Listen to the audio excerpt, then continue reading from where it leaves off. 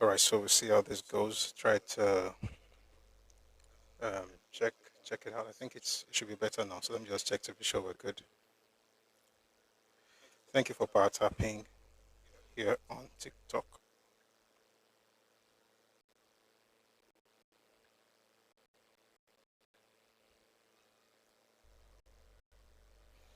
We're good now.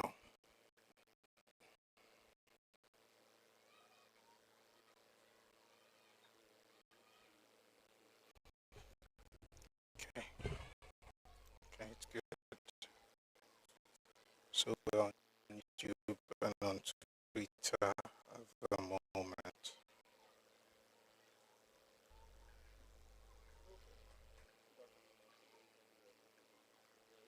All right, all right, all right. Okay. Good afternoon once again. Thank you very much for joining us today. It's a beautiful Wednesday afternoon. Hope you're having a great time. Some of you, I know you're at work. Some are on their way to work. Some of you are going back home from work. But I'm glad we all get to hang out together. So yeah, good to see everybody. Um, so just in case you're wondering, because I've been receiving some messages about, oh, why not on TikTok? We've been on TikTok. It's just that we changed the time. So please, I'll also ask that those of us who know would, help inform those who don't that it's now 4 p.m. If your time was African time. Um, I was supposed to come up, start speaking between 4:20 and 4:30, but then we had some issues with the connections. But I think we're good now. All we have to do is just to stream on Facebook. Okay, so we're on Facebook as well. All right, good to be here once again. We're going to start with the news like we usually do, and then from then on, we'll go into the topic of today, which is Awolowo, Akintola, and the battle for the West, Part 4. We're going to be reading Papa's book today, but like we always do, we also read from our main text for Akintola, which is Eslaluki Akintola by Professor Akinjide Oshintokun. Then we'll read some of Papa's books today as well. One of them, the main one, will be The Traverse of Democracy and the Rule of Law, Adventures in Power, Book 2. But we'll get to that much later.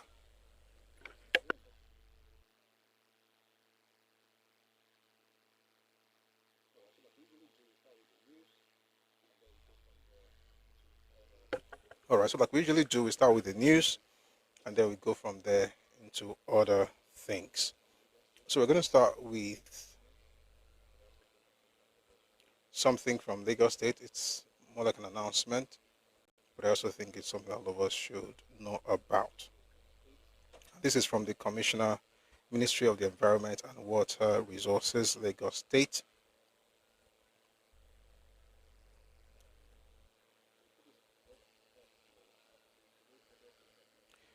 Um, so he put this out. That's talking about Wahab. It says today the Lagos State government will begin the full enforcement action against all land reclamation projects without environmental impact assessment approval and drainage clearance across the state. This will include the removal of all illegal reclamation structures and fillings without the statutory EIA and drainage clearance certificate. Also, the seizure of all reclamation equipment and materials found on prohibited sites, as well as the prosecution of offenders in accordance with environmental and urban development laws of the state.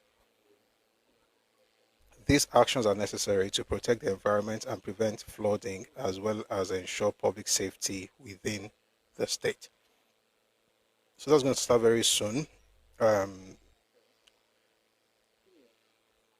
there was a, sorry, 1 second. All right. So there'll be a lot of demolition going on. Interestingly, some people actually were protesting against planned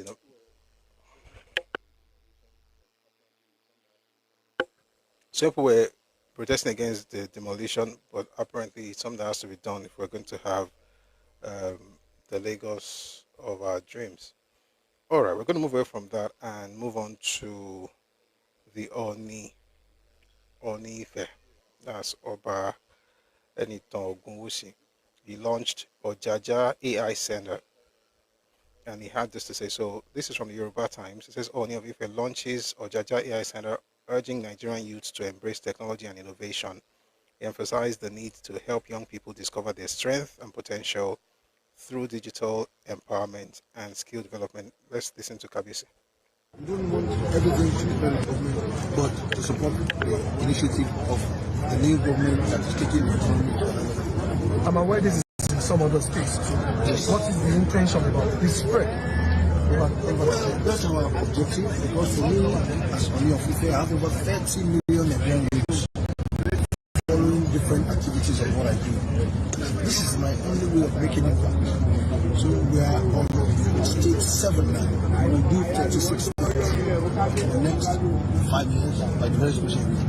36 states clearly will make this mark, so that it will really help a lot of youth to discover their strength and their potential in terms of manufacturing, cottage industries, and small and medium scale enterprises. That's what we're driving here. MSMEs, medium and small scale enterprises. We have a lot of young entrepreneurs here, so it's a platform to display their product. Once they manufacture, they can display it easily. Spoken so intentionally about the youth, what's going to be your advice to them about the government that's really so much? This is just my advice. We look at ourselves as a youth, a parent. As come after, not come after. We cannot continue to blame government. We cannot continue to just leave everything to God and to government. We must make impact in ways like this. Then government will invite us. They don't have a choice than to call us. But this youth, some group of youth are doing well. So this is just a good mirror to continue to encourage Nigerian youth. We shouldn't write them off. They're very intelligent. Our AI center here, Data AI Center, got the best brains of Nigerian youth in the space of artificial intelligence. That's the future. So they are way ahead of a lot of people. And yet, we'll be blaming a lot of Nigerian youth. A lot of Nigerian youth that are part of our ecosystem are doing so well. So for me, I'll continue to encourage them. This is my only way to encourage Nigerian youth by doing things.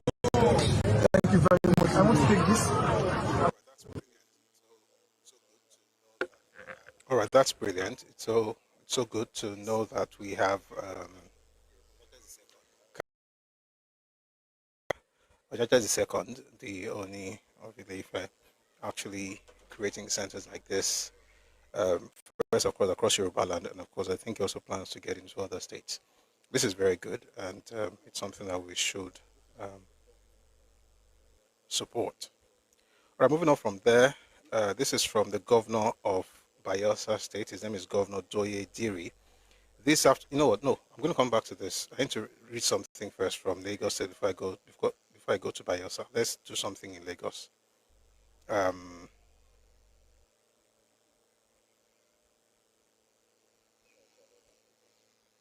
I've read it now. Like I said, I like this Lagos. So, oh yes, there's something else from Lagos, and this is for those who live in Lagos, so we can get involved in governance.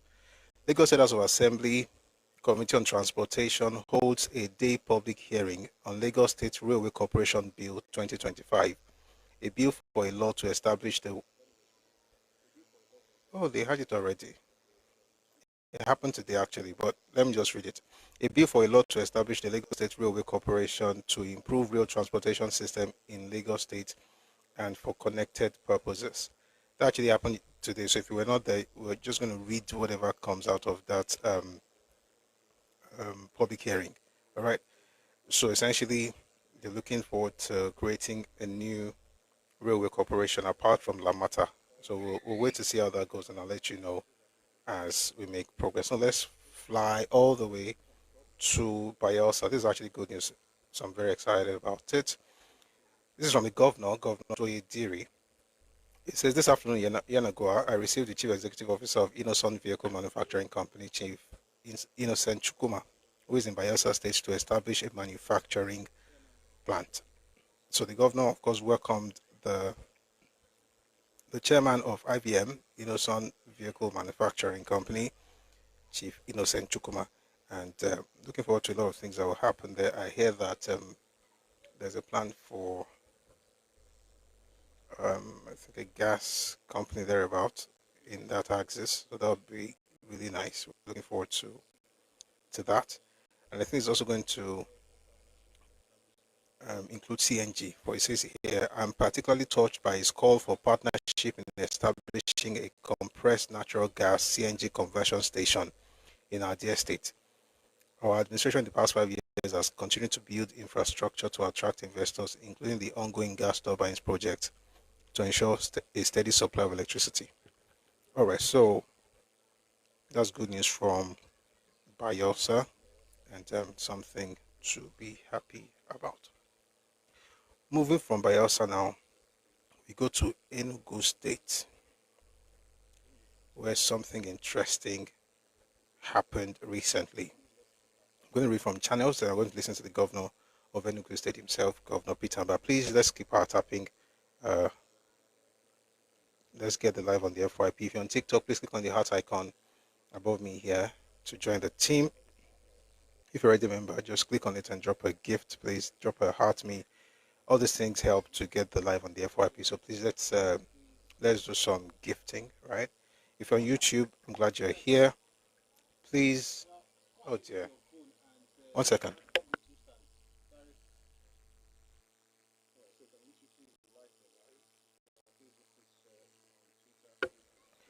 All right, so if you're on YouTube, please like the live. If you're on Facebook, please share. On Twitter, please retweet.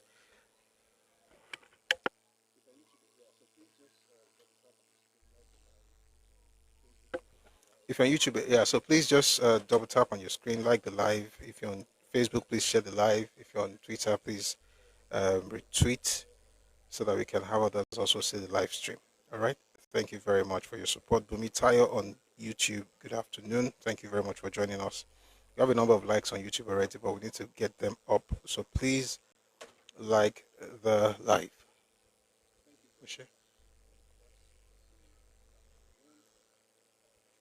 Thank you very much, Empress. Good to see you. Good afternoon. Thanks for the heart me. Let's all be like Empress. Let's send heart me's on TikTok. Thank you very much. We're going to Enugu in a bit.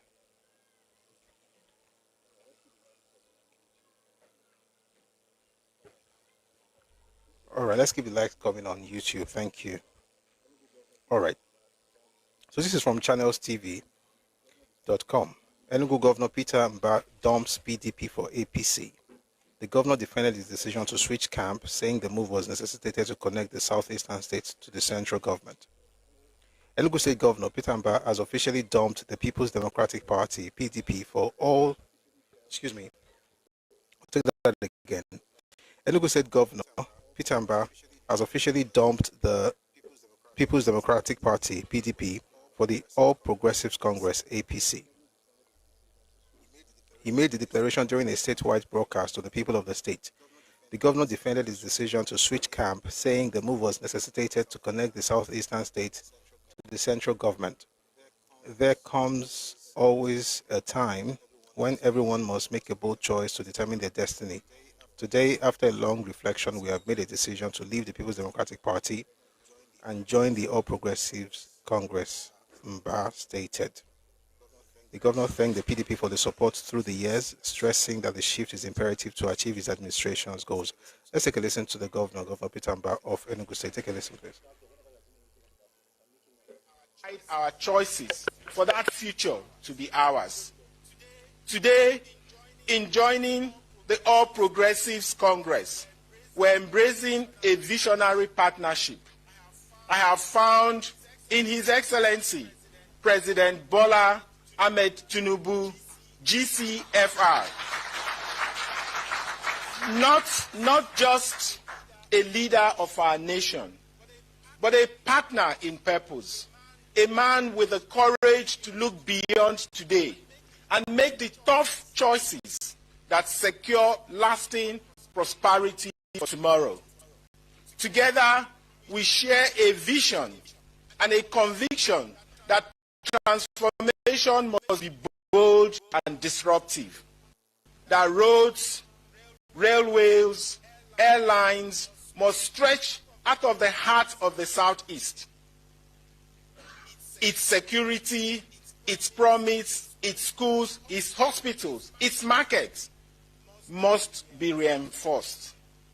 The President has shown not only interest, but a deep vested commitment to Enugu, one that recognizes our region as a pillar of national progress. We both share a belief that renewal does not stop at the grand highways or the balance sheets. It must reach the world, the village, and our grassroots. It is the daily life of the farmer. Foreign exchange. All right, so that's the governor of Enugu State, Governor Peter Mba, explaining his defection to the All Progressives Congress. Looks like a lot of people are moving. A lot of states are, a lot of governors, right, are defecting or decamping. And this is from Statisense. Now, the APC has 5 states in North Central out of 6. In the Northwest, it has 5 out of 7. In the Southwest, it has 4 states out of 6. In the South-South, 4 out of 6. In the Southeast, 3 out of 5. So that is 26 states. Yeah, that's 26 states out of 36. And it's quite interesting. I mean, 2027 is going to be very fun, very nice, to watch.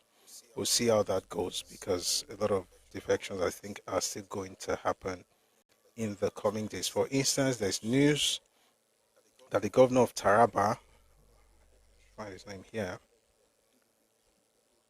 the governor of Taraba State, Agbu Kefas, is set to defect from the PDP to the APC in November 2025 after the state local government elections. General T.Y. Danjuma is now also fully aligned with President Tinubu. That's from Imran Mohammed, who put out a statement on Twitter. So apparently, there's a lot of defections going on. It's quite nice, for the party, but there's an issue that I have personally. This is just my own personal issue. I think it's not so cool that people can move from one party to another and just without the need for orientation. In other words, there is no ideological purpose or ideological drive to any political party, or just about every political party in Nigeria. Okay, it's not really about ideology. It's about a vehicle to achieve your own ambition, right? Or to fulfill your own ambitions. It's not about, I want to move because this one aligns with my ideology. Nobody really cares for that, which is quite interesting.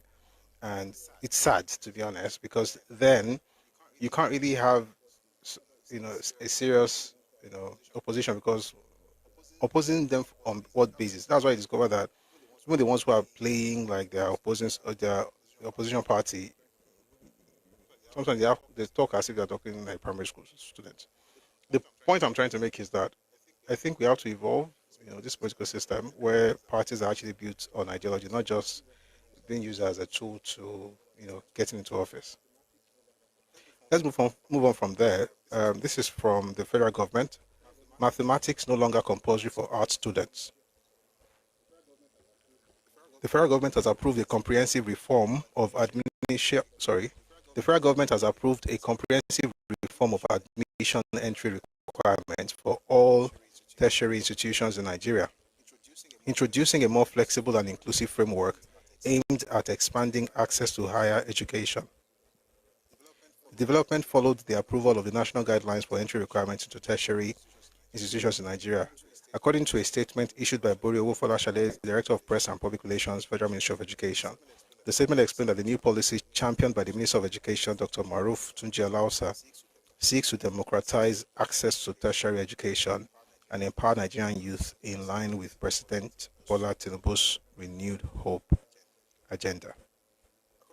According to him, While over 2 million candidates sit for the Unified Tertiary Matriculation Examination (UTME) annually, only about 700,000 secure admission, a gap he attributed to outdated and rigid entry rules rather than a lack of academic ability.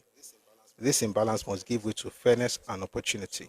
So, this is a summary of everything.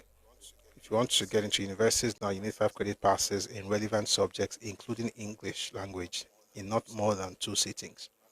Mathematics remain compulsory for science, technology, and social science courses, but is no longer compulsory for arts students. That's the news. No comment. It's good, at least. People who don't need it will not have to be bothered by it. But I hope folks will still remember 2 plus 2. All right. Well, that's actually good. At least more kids to be able to go to school rather than just wait at home because they don't have mathematics, which they don't even need to start with to gain admission. All right. Bad news. This is from Sarah Reporters, and it's about a new terror group in Nigeria. And I'm very sure the federal government would know what's up because this one is everywhere now. New terror group Awolowo, linked to Boko Haram, emerges in north-central Nigeria. A new terrorist organization known as Awolowo has reportedly surfaced in north-central Nigeria, raising fresh security concerns across the region. Governor Abdullahi Sule of Nasarawa State sounded the alarm during an expanded security meeting in Lafia, the state capital, warning that intelligence reports had identified the Awolowo group as a splinter faction of Boko Haram, according to Daily Nigerian. So that's something that we're hoping that the government will do something about. Now, there was something I said last week. Lord knows I've been wondering, where is that source? I made a statement, somebody asked for the source.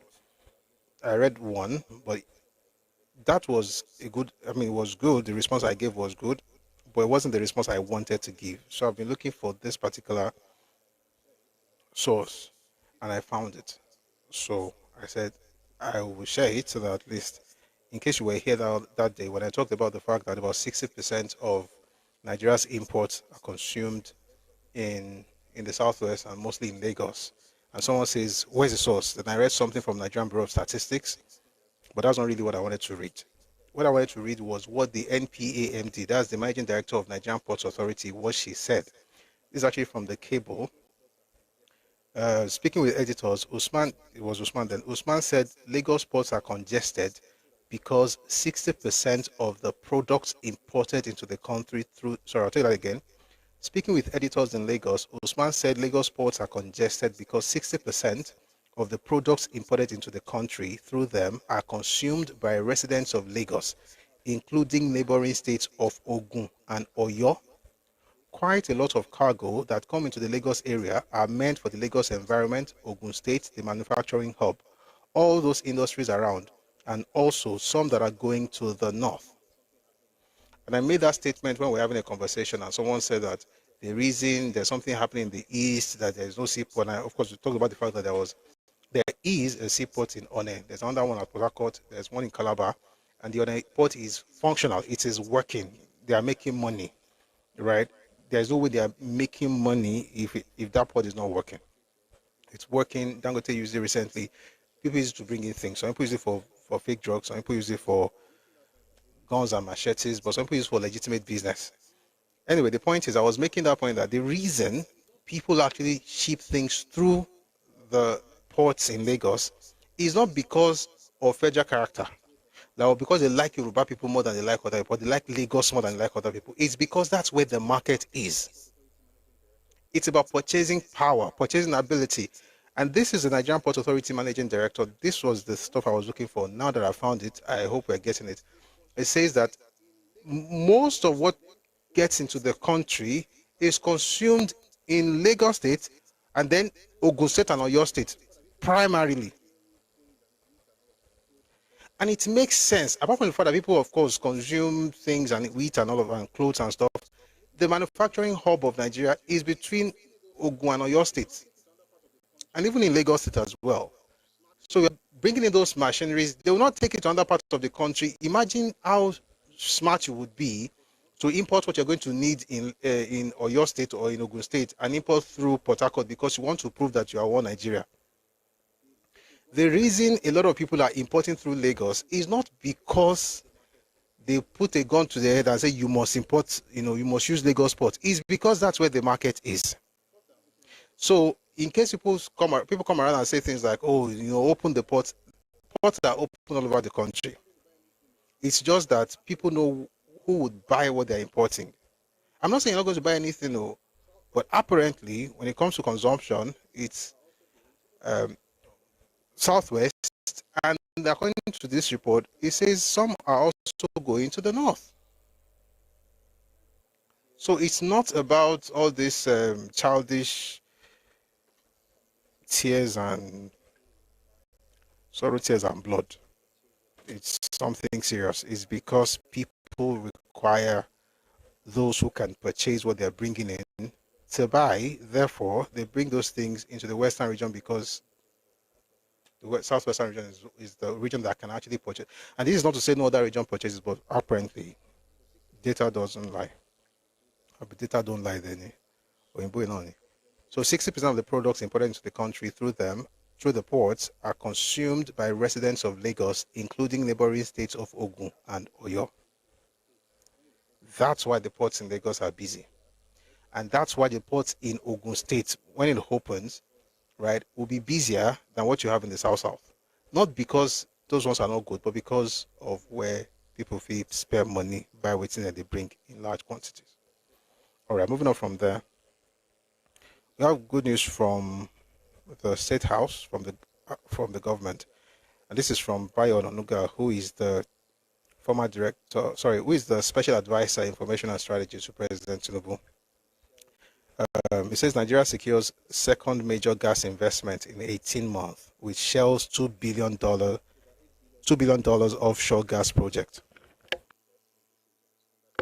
Over $8 billion in major upstream oil and gas final investment decisions under President Bola Tinubu signals renewed global investor confidence. Somebody says one of the reasons USA market is great is because of the USA market. How come I saw that as Wuse? I thought you made a mistake, so I was helping you read Wuse. Oh, sorry guys, I have to pause. There's a child on YouTube. It says, look at this idiot. You're talking about your dad, by the way. Deceiving people who controls the Lagos market. How many Yorubas are doing importation? Keep on disgracing yourself. Is it the fake product they are bringing in? Even if they carry the fake products to meet your parents at home, your entire lineage will not be able to afford it. That's the point. John the fool, the bull. The reason you can't even comprehend what we are saying. The fact whether it's your family that is bringing in the material or your grandfather's younger brothers, it doesn't really matter. The point is that they're not taking it to your father's house because your father's people cannot afford it. Do you understand now that I've used your father to explain? Allah in your own. So yes, your parents and your ethnicity and your village cannot afford it. That is why most of it has to be in the Southwest. In other words, even when you say you are importing, although the importation you are doing actually hurts the economy more than anything else, you import nonsense, fake products. You want to really hear me talk today. You import nonsense. But even that thing that you are importing, you still cannot afford it in your family house. You still have to import it into the Southwest because it's the people in the Southwest that can afford it. So the problem you should be having right now is how to make sure that your fathers and your parents are able to afford basic things so that when they bring things into Nigeria, they will dump it in your evil forest. Do you get the point now, John? So it says if there's functioning seaport and international airport in the east, Yoruba should be number one. There's nothing like east. What we have is southeast. Is there seaport in the east? It cannot be there. You will never have a seaport. Deal with that. If you want to cry, spend the rest of your life doing so. There will be no seaport in the east because there is no sea in the east. There is seaport in Port Harcourt because there is sea there. There is seaport at One because there is sea there. In Calabar because it's there. In your place it will never be there because for you to have sea means that your entire region would have to be underwater. Unless that's what you are trusting God for, and then you can go and look for people to pray that terrible prayers for you. I can't pray for you to be submerged. You cannot have seas. You can't. God is not creating sea for you. Don't kill yourself. Kano doesn't have sea. Kano was a cosmopolitan city and doing big business before the Oyimbos found you and your relatives swinging on trees. You guys really want to hear something? Because this is how you know that certain people were literally swinging. You know, when you read some of those books and they say some people are swinging on trees, and you say, oh, they are racist, they are racist. They are not racist though. John's family members were literally swinging on trees when the Oyimbos arrived. What Amama so by Oma Gorolo Bomi. What that means basically is that you made lunch of your intestines or of the ability to reason. Okay? Whatever organ that was meant for reasoning in you has been consumed for breakfast. May God have mercy on your soul. Amen. Let's go back to the news. Where was I? By the way, why are you guys always looking for what you don't have? How about what you have? Seaport. Once you mention seaport, you'll be doing as if you want to die. Like, I don't have seaport, I don't have seaport, I don't have seaport, I don't have seaport. What's your problem?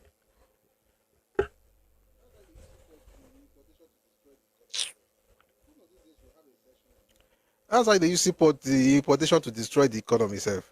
One of these days we'll have a session on this thing. Shouting seaport as if without seaport you cannot see the Lord. Anyway, the airport you're talking about, there's one in Enugu, and I hear it's getting busier these days. So perhaps you've not been able to go there because you are somewhere locked in your village selling okpa. Because the business come, you go make money, sell the okpa, finish, you'll be able to fly. Sincerely, it's and it's something that all this, the reason these clowns talk like this is because even the elders, the educated ones amongst them, say the same thing, asking for seaport. Did the politician not say the same thing? A politician literally said the same thing last week, that the government should give them seaport. How will government give you seaport when you have no sea? Will the government create sea? And why is it that you are always asking for what you can never have? How about use what you have?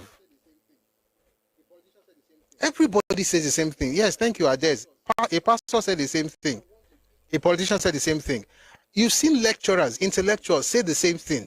And you're wondering, you get to a particular point where everything you learned in school just come and disappear. As if your degrees mean nothing. As if you don't understand basic geography. Asking for a C in a landlocked space. And to call you landlocked is not even, you know, if you are sane, there are certain things that people will say that will not even bother you.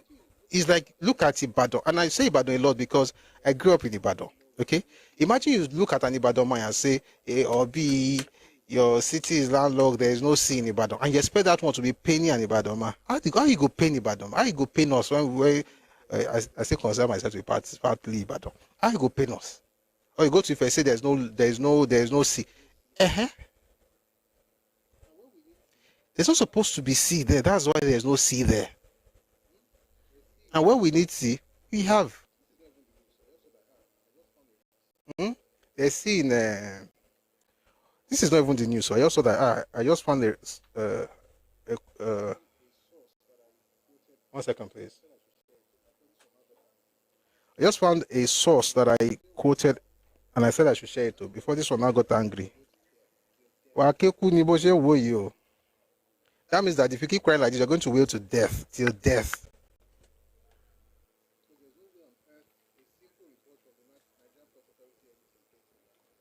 Because there's no way on earth a simple report from the Nigerian Port Authority MD is getting you angry like this. I see what you're writing in the comment section on YouTube, but I just don't want to read it again because your 5 seconds. I mentioned your name once, that's enough. I can continue being stupid there. God bless you. Be looking for a C. A person will go to university, study geography, we even have a PhD in geography, and will still be looking for C inside the southeast. C. If this is the point, even if there's a C there which can never be there, there is no way you still will not import through Lagos. Why? Because of purchasing power. You cannot do federal character for purchasing power. You saw the revenue. The Southeast contributes the least. Why? Capacity. Just relax. Let us be one Nigeria. If you want to go and look for C, go and talk to God. We can organize a prayer meeting. Since Nigerians, we like praying a lot. You can go and organize a revival, a big crusade just for C. God give you C. There go be one gene. But I thought I gave you brain. It is well. Let's go back to the news. State House press release. Nigeria secures second major gas investment in 18 months with Shell's $2 billion offshore gas project. Over $8 billion in major upstream oil and gas final investment decisions under President Tinubu signals renewed global investor confidence. President Bola Ahmed Tinubu welcomes the news of Shell's $2 billion final investment decision, FID, on a new gas project in the shallow offshore HI field in OML 144. The new non-associated gas NAG development project will deliver approximately 350 million standard cubic feet of gas per day. That's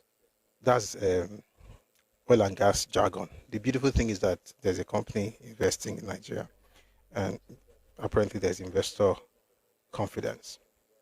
Okay, moving on. We'll listen to the former governor of Ebonyi State, who is now the Minister of Works. That's Governor David Umai. Please take a listen to him.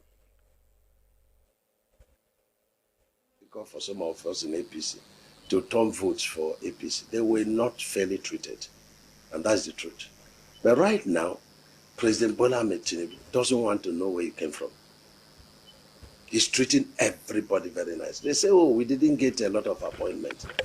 Minister of Works is equivalent to 5 grade A ministers, And the question is that there was a time we had all sorts of appointments. Did it translate to infrastructure development? The answer is no. But if it's only 1 or 2 or 3 or 4 or 5 that we have now, and we are doing, over 350 billion of projects from Enugu to Onitsha by this president, MTN 202 billion, and then CBC, 150 billion, If we are spending 174 billion to do the second access, route in Anambra State, to Anambra second access, which is about 35 kilometers. Yesterday I saw in social media where the road, Onitsha or where, cut into 2. We've sent people there that are mobilizing, to do the work, The president has awarded that project. Although the minister admitted that there had been some little challenges in funding, he, however, said that the contractors had been convinced to believe in the ministry that they would be paid, and so they should go back to site. According to him, it is true that the Southeast can compete favorably with other zones and that its people can beat their chest that they can do it. They should, however, be very sensitive to the situation on ground. All right. The good thing, of course, is that there's no region that is left unattended to. There are capital projects, being carried out in the south is just like in other parts of Nigeria, and that we are happy about. All right. Peter B has a different idea of how we're supposed to get, who we're supposed to compare ourselves with as a country. So take a listen to this fantastic speaker who talks about how to attract foreign investors. This is Peter Obi at his best, I think. To look for foreign you don't go to look for foreign investor. Anybody who does is going around the world to look for foreign. It didn't even sound well. He's just talking about Bangladesh. It's not like there's anything of worth in what he has to say. But I was going to, apparently it's not coming out very nicely. When I heard it was sounding better, but it is what it is.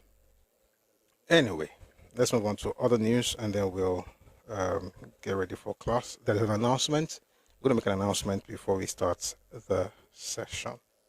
I'd like to play an interview that was conducted by the Arise News crew They had a couple of people there to talk about this whole thing about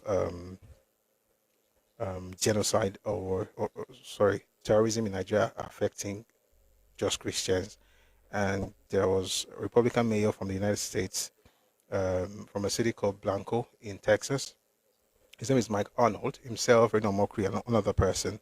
They were there to answer some questions. I'd like to take listen to this gentleman and talk about the issue that we are having in Nigeria vis-a-vis what the government of, I mean, what the are saying about the issues we have with security of lives and property in parts of Nigeria. Take a listen to this. Listen to this. In Libya, but the policies here. It was not just policies in Libya, but the policies here. Barack Obama, his Arab Spring foreign policy, I believe he endeavored to do a takeover or facilitate one here in Nigeria. We've got not prepared to release it yet, but hard proof that Obama was very much behind the advance of Boko Haram, intentionally so. And so, yeah, Obama holds a lot of the blame. Right. About it. So, I mean, I guess the million-dollar question is, how do we change the narrative in America? Let me come to you, Jeff. You're a... I don't know if you heard what he said, the connection between Boko Haram and Barack Obama. But that wasn't all he said. There's another clip of him talking. Take a listen to the same person. His name is Mike Arnold. I don't understand why a nation that's as mineral rich and growing as Nigeria has to go and beg from Uncle Sam for help serving their own people. Nigerians have plenty of resources to help these people get back, or at least get something where they can have stability and a life. Now they're denied, they're ground down, they're called criminals, they're called vagrants. Their homes are bulldozed with no warning. It's a horrific life that these people are living, and nobody's here. I mean, why should it be? You don't want America to come here and say anything about terrorism, but you want their money? That doesn't make sense to me whatsoever. All right, maybe at this point, make America keep the money where America gets, so we'll be all right. Anyway, moving on, while they're talking about people destroying their properties and stuff, there's another man who thinks he has the power to determine who lives and who dies. Take a listen to this man, and then you can judge if the call that Shore is making right now makes any sense at all. Take a listen. As the leader of IPOB, I am a very powerful man. I know that very well. I can decide who lives or who dies. I can decide to play God if I want to. I have over 2 million men under my command. I can destroy anywhere I want to have destroyed. As the leader of IPOB, I am a very powerful man. I know that very well. I can decide who lives or who dies. I can decide to play God if I want to. I have over 2 million men under my command. I can destroy anywhere I want to have destroyed. All right, that's the person who did not do anything to anybody, he's just talking. One of his, shall I say, protege, or whatever that is, he's speaking up based on what Shore is planning to do. I don't know if, I mean, normally she doesn't really say anything that we're supposed to take seriously, but maybe Shore should consider this. Take a listen to this lady. Hello, everyone. My attention has been drawn to the call made for Shore for Igbo politicians to come out to protest for Nnamdi Kanu. And I said this is desperation, hypocrisy, and propaganda taken too far or to a higher level. Now, I wonder why Sowore is so desperate to build his political whatever with propaganda about Igbos. He has been making too much show about the Igbos and the Igbo problems. Sowore, you cannot gather momentum on Igbo sympathy. You can't build your political movement on Igbo sympathy. So many people has come out to, throw their weight on the release of Nnamdi Kanu. None of them is making show of it the way you are making show of it. VDM have done that in his own way. I have done. P2P have done. All Nigerian senators have done. So I don't know what make you believe that until all Igbo senators now follow you to go and do and make a mockery of themselves and at Aso Villa. That is when your brother Tinubu will release Nnamdi Kanu. Let me tell you, Sowore, you are a Yoruba man, so you can do anything in this country and go scot-free. A lot of Yoruba people have said a lot of things, and they go scot-free. Insurance covers you people because your brother is in power, and this your brother that is in power is a man who is known for his deep hatred for Igbos, who is known to intimidate, harass, and insult Igbos to the highest. So Nnamdi Kanu is a tool he is using to insult Igbos. So now, let me take you on a ride that what a Yoruba man does in this country and goes free, and Igbo man, if an Igbo man does it, they will not go free. Now, talking about protests, let me remind you that the first time Nnamdi Kanu was incarcerated, the Igbos come out to protest, but they were shot at.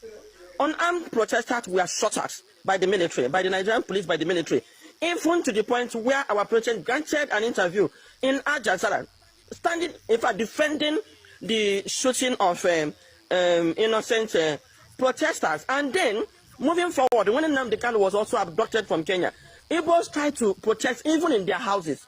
Our youths were abducted from their houses and killed. So Igbos cannot do certain things in this country and go scot-free. So experience, they say, is the best teacher.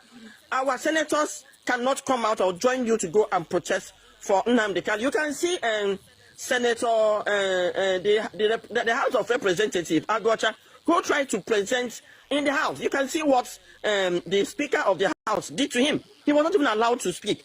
If he's a Yoruba man, he will have all the floors to himself. In fact, there was an instance where one Yoruba senator nearly threw a punch with the Senate president. If an Igbo man should do that, he might be clean off in jail. So in as much as we thank you very much, and then for trying to voice out for the Igbo, please, if you want to do it, it is your opinion. You have no right to come out and disgrace the entire Igbo people by trying to build a narrative that says that our senators are not speaking out. They are trying the best they could.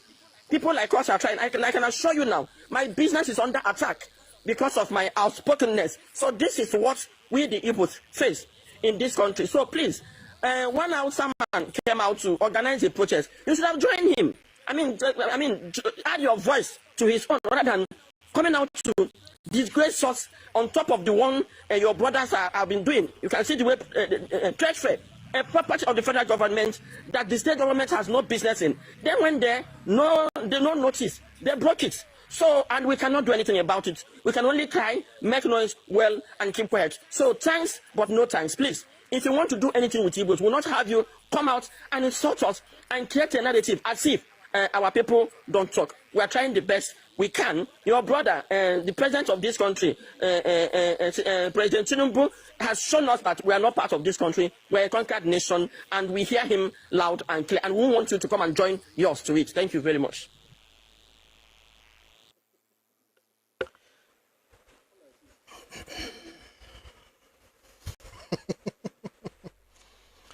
All I see is cowardice. Cowardice. Say what Yoruba can do and get away with it if they do it. Listen. Look at the history of agitation in Nigeria. I'm not saying there are no people from the southeast there, but tell me the groups that you see that's actually, even when there was no what Yoruba can do, Igbo can do. Your brother is the president. You sure that Yoruba? I mean, I thought it was Yoruba. Then someone said that he was Ijo. So I don't know. But the name, first name and surname, I don't really get it. But if it's Yoruba, then of course, beautiful. If it's not, it's still Nigerian. But here's the problem. Here's the thing. Our people are actually not known for protesting in Nigeria. Full stop. It has nothing to do with President Tinubu being the president at this time. There were Igbos who were part of Nadeco, but how many were they? The protests we've had in the... Okay, you know what? When we're still under military regimes in Nigeria, under all those military units, what do you hear fighting for human rights? I mean, they've been from different places, but majorly is Yoruba people. So it's not because there's a president, it's because you are not really inclined towards protesting. But that's okay. That's neither here nor there. I think for sure, maybe at least now we'll begin to understand that just if people be, I don't even know what he's looking for. I actually know what, I don't think I'm going to say it in public. I was talking to my brother 2 days ago, and then we're just talking about the other thing. I was like, I think this is how this thing is going to turn out. And I think it's going to work out that way. Maybe tomorrow I will say it, or another day. I don't know when, but at some point maybe I will say it in public. But I think there's something going on beyond all this. I think it's just this whole thing about release Nnamdi Kanu is meant to serve another purpose. And it's a beautiful game, by the way. It's a beautiful political game that they're playing. And when they are done, it's going to affect Peter Obi. But let everybody just be watching. But another time I'm going to explain in detail, but I think I've said enough. Anyway, the point is, this woman, she said that she should talk to her brother. I don't know that all of us are, if you're Yoruba, we're all the same father and mother. Thank God, at least people are telling us now that we are all Yoruba. Meanwhile, when they want to talk to you about what you're doing, whether it's good or bad, what they'll go straight is the father you're Yoruba, but they are not tribalists. It's quite interesting, isn't it? Anyway, there was one Igbo man who said something that I considered very terrible some time ago, and we talked about it. But this time around, he has said something very, very important, very wise, and I thought I should share it as well. His name is Cosmos Maduka, and he's the CEO of Coach Chare's group. He was at the conference, and he spoke there, and I thought it's something to learn from. Everybody can learn from that, especially if you're Igbo. Please take a listen to this. Not me, any wealthy man that has talk about money and water. I've never had Tony Elumeli say money and water. I never had Femi Otodala say money and water. And I never say money and water. When I come to a function and you start those madness, start throwing money upon people, I behave like I'm going to toilet, you will not see me again. Because these are dead value system, bad culture that we have learned. And it became invoked in this state. When we are growing up, rich people don't make noise. All these people that make noise, they never see money. Tweet it to people and say that I say so. If you make money, it makes you humble. It makes you keep quiet. We have embraced very deadly bad culture. And we are using it to train our children. Money and water. Those things should stop. You shouldn't clap down for people like that. You should resent it. All right, that's for me. I think it's a brilliant submission. When money becomes your God, there's no crime you can't commit. And there's nothing you can look away from. And to hear people like this speak also is inspiring. I like to play. I'm mentioning the ethnic group because of what they're going to say, so that nobody could ask me, say who they talk. One, it's a group of interesting people. The other one is let me play the good people first, because I want to keep it positive. This was a space, right, where different people were talking, but of course all of them were from the southeast, and they were talking about the craziness in the southeast, especially because of what IPOB has done to them as a community. Again, we always say that we don't have a lot of good ones speaking out.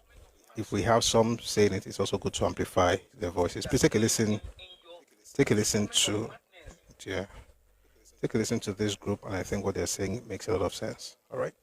Always largely congested, dirty, smelly. But one day, you people didn't move your organization to solve that problem. Hey, it is the government's problem. Okay, leave it for the government. We have roads that are bad. I don't expect you to build road. We have schools. You won't build school now. We have hospitals. You never help solve those problems. If they ask you, you say it's government's duty. Oh yeah, now it's government's duty. Why don't you become a political party and become part of the government to solve those problems for Igbos? You didn't. What you did was to become a terrorist group. Every terrorist group have their story. Al-Qaeda today, if you call them and ask them their story, they will tell you that there was a time they were peaceful. ISIS, call them today and ask them their story. They will still tell you their story. Boko Haram have their own story. Bandits today, Fulani herdsmen, they are killing people up and down in Nigeria. They have their story. And their story is that they were stealing their cow up until when they carry arm to start killing people. That is their story. And for some reason, you want me to take IPOB story as a justification for Igbo people they've been killing. Let's just even imagine that in your moment of madness, you took your madness to Abuja, where you fight the government per se, who you say, oh, these people are the ones holding your country. Then you become a rebel group. You fight the government of the day. You go and fight them in Abuja. Government or military versus you people. But no, that's not what happened. You entered the bush. You were killing civilians. People that are innocent, going about their daily life. You kill them. You kidnap them. And you tell me you are looking for a country. At what point did Igbo people call Nnamdi Kanu and ask him to get a country for them? At what point did Igbo people make Nnamdi Kanu their spokesman?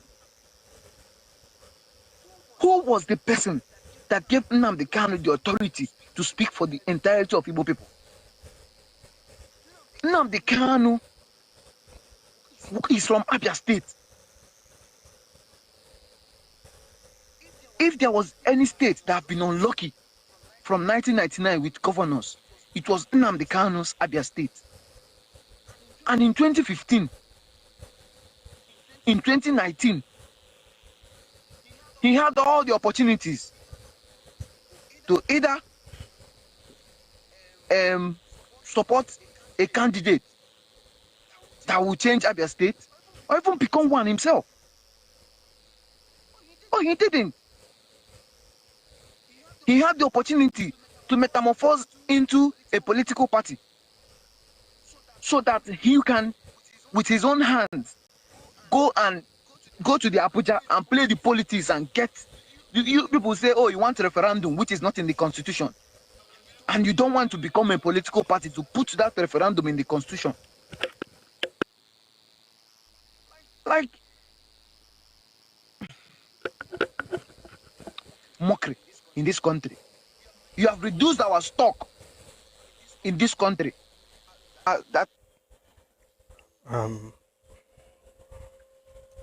feel his pain. That's why I'm playing this. It's important that more voices like this, are heard from the Southeast. To be honest, if you have more people like this, then there'll be less issues, right? A lot of people can come around to talk about the problems of whatever region. Yoruba land also we have our own challenges. And it doesn't take a smart person to talk about the issues of the land. Oh, there's problem in the Southeast, there's problem in the Southwest, there's problem anywhere. But to, just be disturbing the whole country, say, oh, come and do something for us, that's just childish. If you're not going to be part of the solution, maybe just take several seats. But it's good to have young people like this speak up. And it's also important for us to also hear them, so that we also know that at least every ethnicity has a remnant. And even if you have a lot of people, chorusing a particular refrain, just saying terrible things, there are still good people in different parts of Nigeria. And we should remember that as I play what I'm about to play right now. 2 videos. Here's the other one that is shouting whatever they're shouting. Take a listen. Live is in Ebonyi Abakaleke at Isheke Market. As you can see, that cake is burning now. It's burning. Burn everything. I don't want anything to remain. Burn it. Destroy them. Destroy everything. Destroy them. Destroy them. Sit at home. Nnamdi Kanu must be released. No Nnamdi Kanu, no peace. No Nnamdi Kanu, no peace happening at Ebonyi, Abakaliki at Isheke Market. Kaneme life. Destroy all of them. As you can see it, everywhere is burning. Everywhere is burning. Sit at home. Using Nnamdi Kanu must be released with all costs. You want Nnamdi Kanu released, you go to your fellow citizens and burn what they have. You burn their source of livelihood, but you are protesting against the government. It's the same wisdom, if you can call it that, behind sit at home. When you have nothing, you are contributing to the national economy. So if you sat at home, what exactly would that do to the economy? Nothing. It affects the people. You are burning people's properties, burning people's source of livelihood, but in your mind, you are protesting for the release of your Lord and Savior. I thought common sense was common, but apparently it isn't. This is from a man called Evangelist Ebube Joseph. He's from Ebonyi, the same place they are burning down. Here's his own speech. Please take a listen to. By the way, this is the chairman. Something about the chairman of Anambra State, Ogbogu Market, and what he told the Ebonyi people. Take a listen, please. Ebonyi State. Ebonyi State.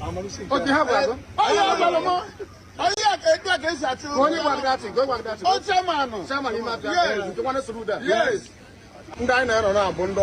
Ndị concerned members of Awolowo, Anambra State, Federal Union, medicine dealers, medicine dealers.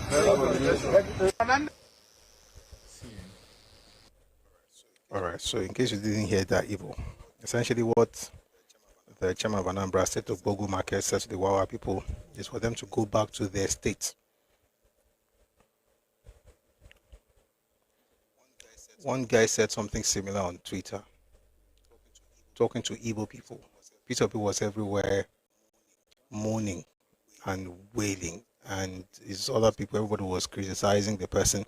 And whilst, of course, I don't believe that you just have people to pack their bags and leave Lagos. I don't think that's the way. But the funny thing is that when it happens amongst your own people, you say nothing. It is well.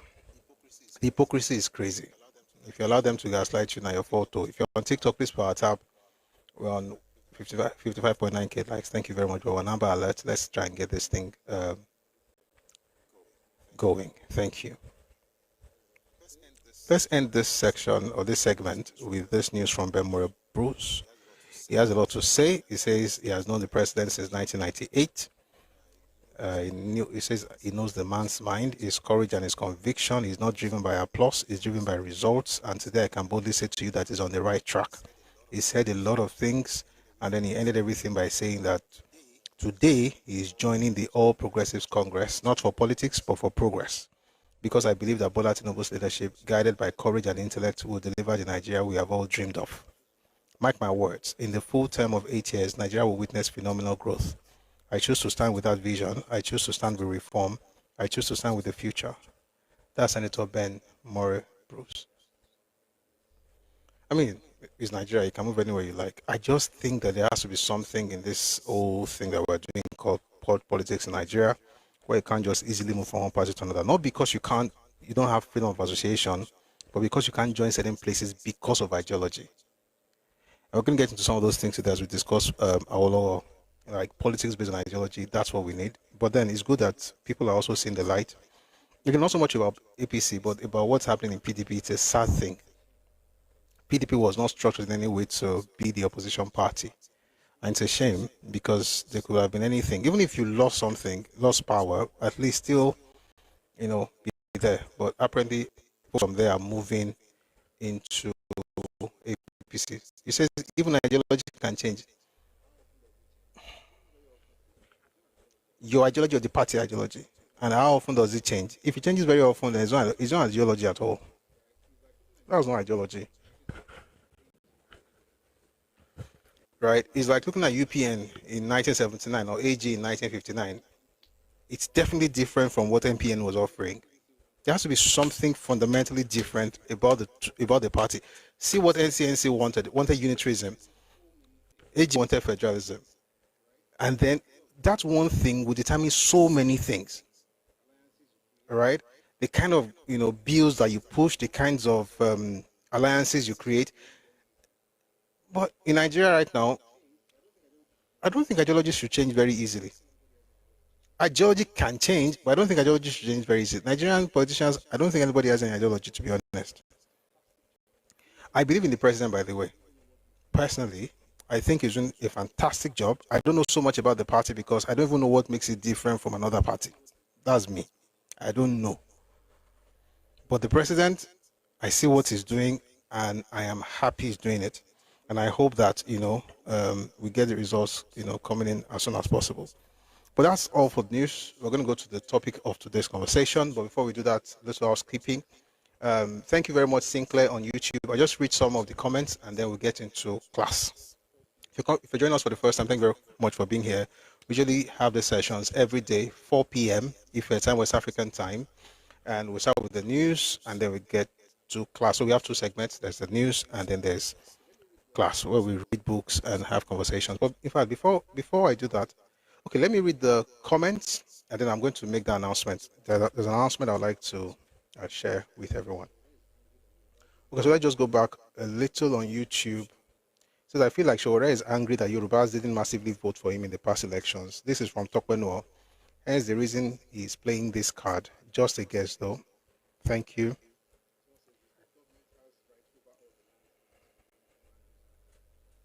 Someone says the state government has right over all the lands in its domain by Land Use Act, and that is why Tinubu cannot even advise Sanwo-Olu against it. Absolutely. Thank you very much, Mr. Lagunju Emmanuel. Anointed says Showore is not Ijo. His great-grandfather migrated from Malaysia. I know that part. But I heard that he said that he's Ijo. That's why I said. I didn't say he was Ijo. I said I heard that he said that he was Ijo. But you are right. I've also read about it, that his great-grandfather moved from Malaysia into the larger area. But then I started hearing that it was, is it Arugbo Ijo? What do they call it? There's a particular Ijo group in Ondo State. Anybody knows them? If you do, please let me know in the comment section. There's a name. There's a Oloro Kokotomo. It's like a subgroup. Now I was like, but first name and surname are Yoruba now. And I said, Akpoi, God bless you. Thank you. Akpoi. Like, is it Akpoi or Akpoi? Is it Akpoi or Yoruba? But whatever he calls himself, I mean, he's still Nigerian, Sha. Okay, thank you very much for that, Anointed. Bumi says, Showore likes Chief's popularity. It is well. Dexter says, Kano has no C either Ibadan. Sorry, Kano has no C either. Ibadan has been a city for ages. This whole cry for C doesn't make sense to me, because moving on, if Showore becomes the president of Nigeria today, we will not have Yoruba land again.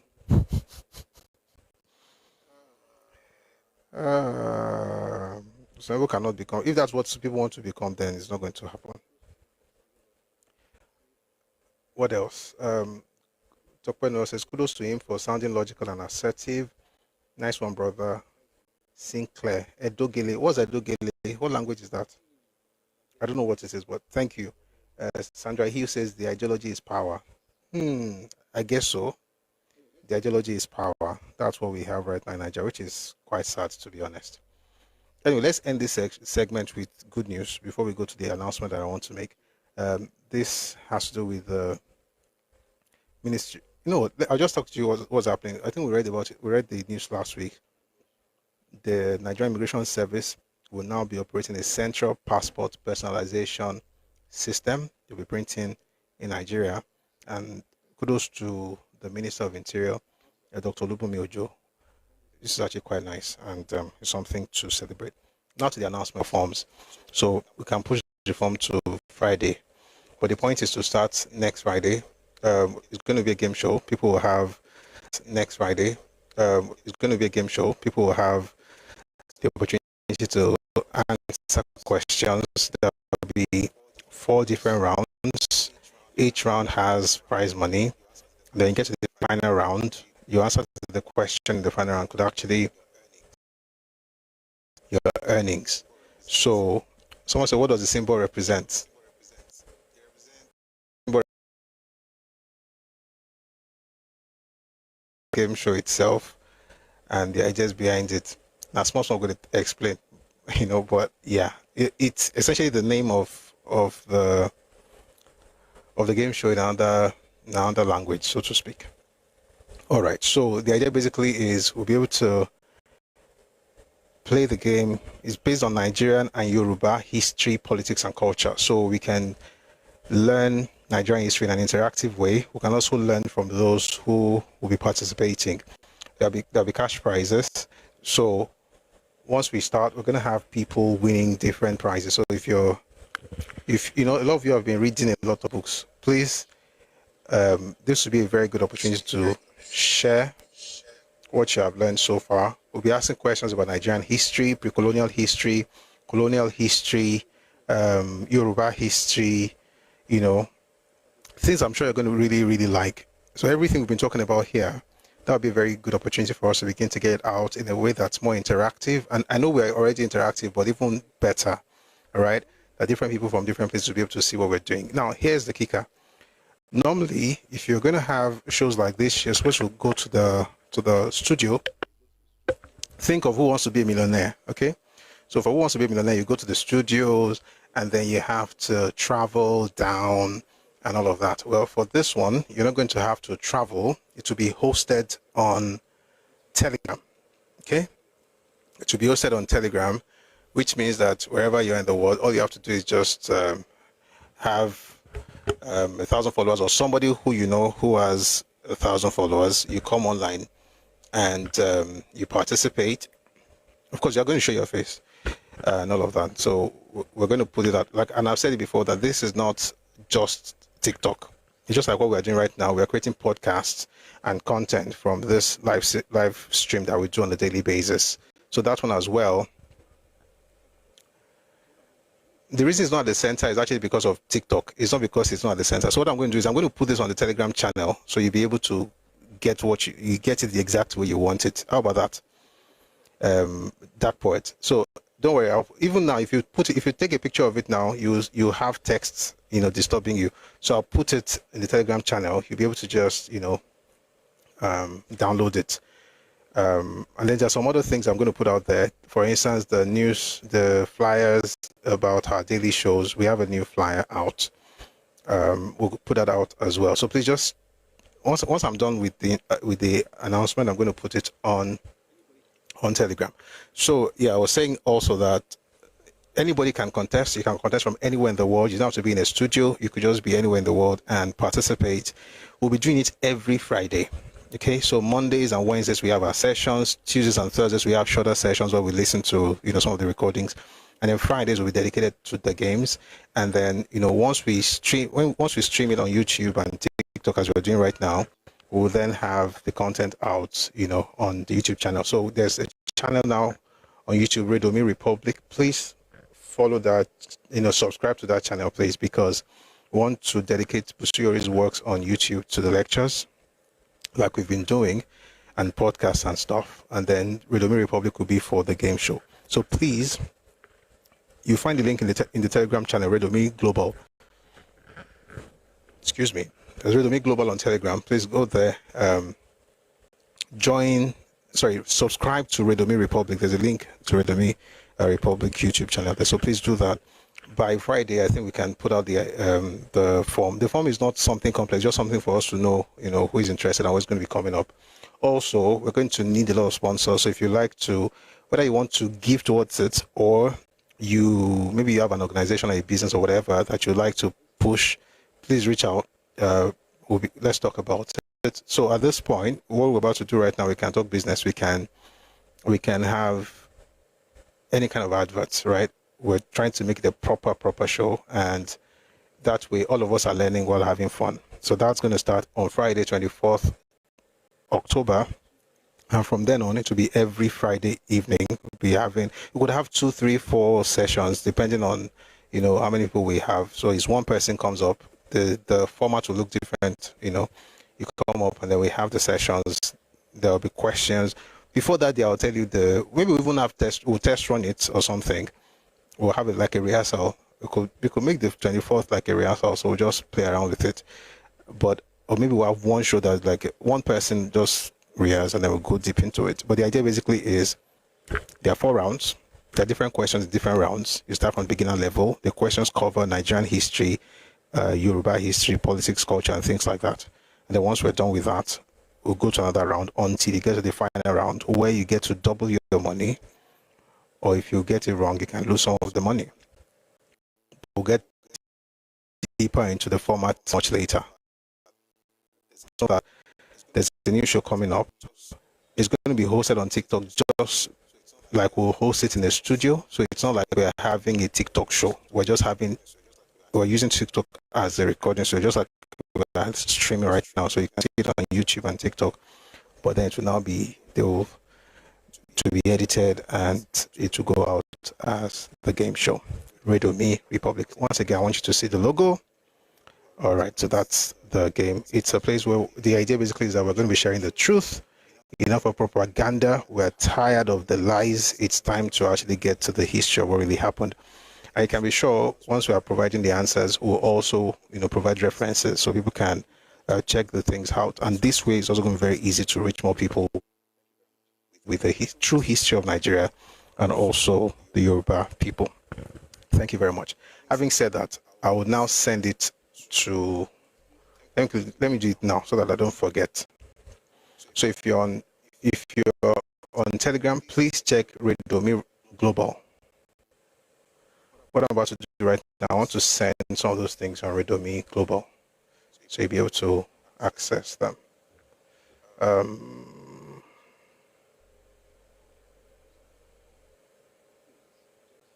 So the YouTube link, I'm going to post it again. Please just click on it and subscribe. Also subscribe to Busuyori's works on YouTube. I want to make sure that we're able to push the content far and wide. This and this.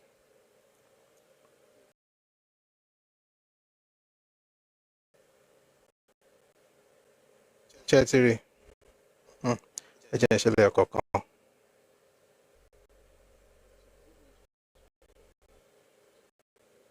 So all right, so for those who want to screenshot, you don't have to screenshot. You can just go on Radio Me Global right now on Telegram. You find it. It's beautiful. And thank you for the kind words. I see a lot of people saying it's nice, yes. And the colors are also intentional. It's purple and gold. By the way, there is a company called Radio Me Realm, which we registered. These are company colors. Gold and purple is royalty. All right. Thank you very much for listening. We're going to go to class now. It's 6 p.m. Tomorrow we'll talk about this again. Then on Friday, the forms will be out and you will be able to apply. It's just simple Google form. You apply and then there will be a response will be sent to you to tell you the date when you come for the recording. And then we'll tell you the basic things you need to have on TikTok. Again, you won't have to travel. You just have to get an account where you can show your face. And then we'll have a fun time together. All right. Thank you very much for that. So please, again, if you want to support what we're about to start, please reach out.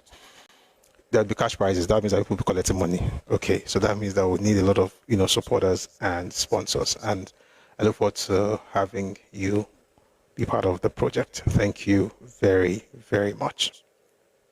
We're going to move on now to the topic of the day, which is Awolowo, Akintola, and the battle for the West. We'll run this for about 1.5 hours. They'll bring people up.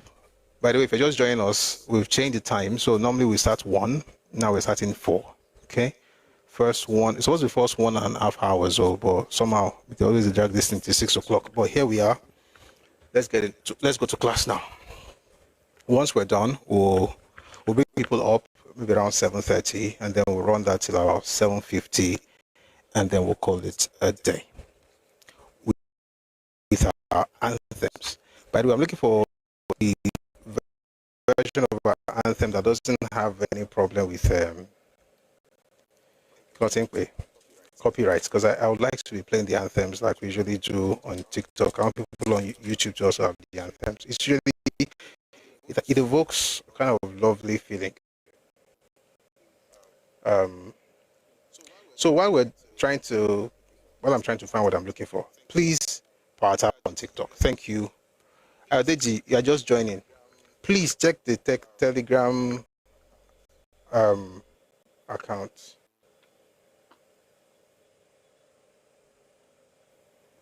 Okay. All right. Fantastic. We're going to continue the session now. This is part 4. Awolowo and Akintola.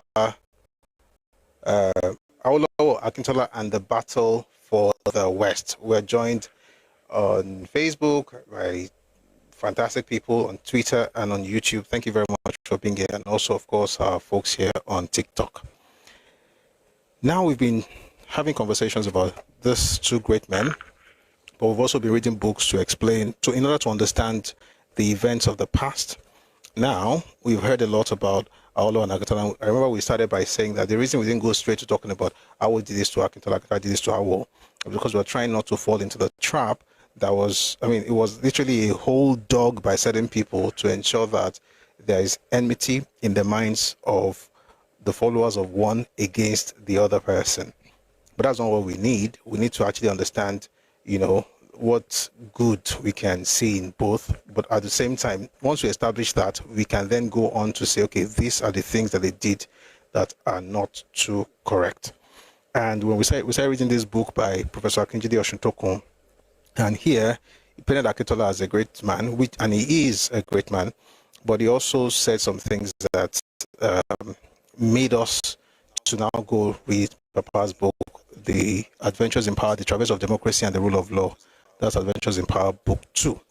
Before we go back to that book, we started reading that last time, that's on Monday. Before we go back to that, I'd like to read some things here from Akintola by Akintola.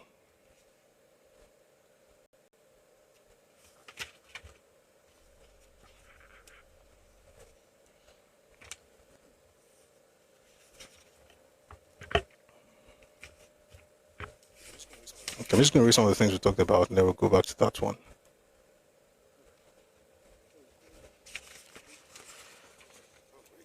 Oh, great. Brilliant. All right. So he says in the book, again, the book is called Akintola. This book you can also find on Telegram channel. There's a bookshop called Redomi Books. A lot of Redomi you are hearing. We're going to hear a lot of it in many places. It's going to get bigger with your support by the grace of God. So, yeah, you can get the books at Redomi Books. And this is what he said that made us go to the other book. It says here, within the budget of the fiscal year 1960 to 1961, the Akintola government tried to reduce the chances of abuse of opposition parties being victimized at the local level through unfair, excessive, and discriminatory tax assessment. The government also abolished payment of taxes by women, a decision which was very popular at the time, because of the agitation against women paying taxes since the measure was introduced during the dying days of Awolowo's last administration. Now, when you read this, the idea that comes to your mind is that, Awolowo actually imposed taxes on women and Akintola came to save them. That's the idea you get, but that's not really what happened. I'm going to explain that in a bit. Let's just read a few more things here. Akintola also reduced the tax paid by those who were not under the payee, that's pay as you earn, thus granting relief to farmers who had suffered considerable diminution of their income because of the fall in the world market price of cocoa and the consequent reduction in local purchase price paid by the marketing board. That's not what happened. It didn't happen that way.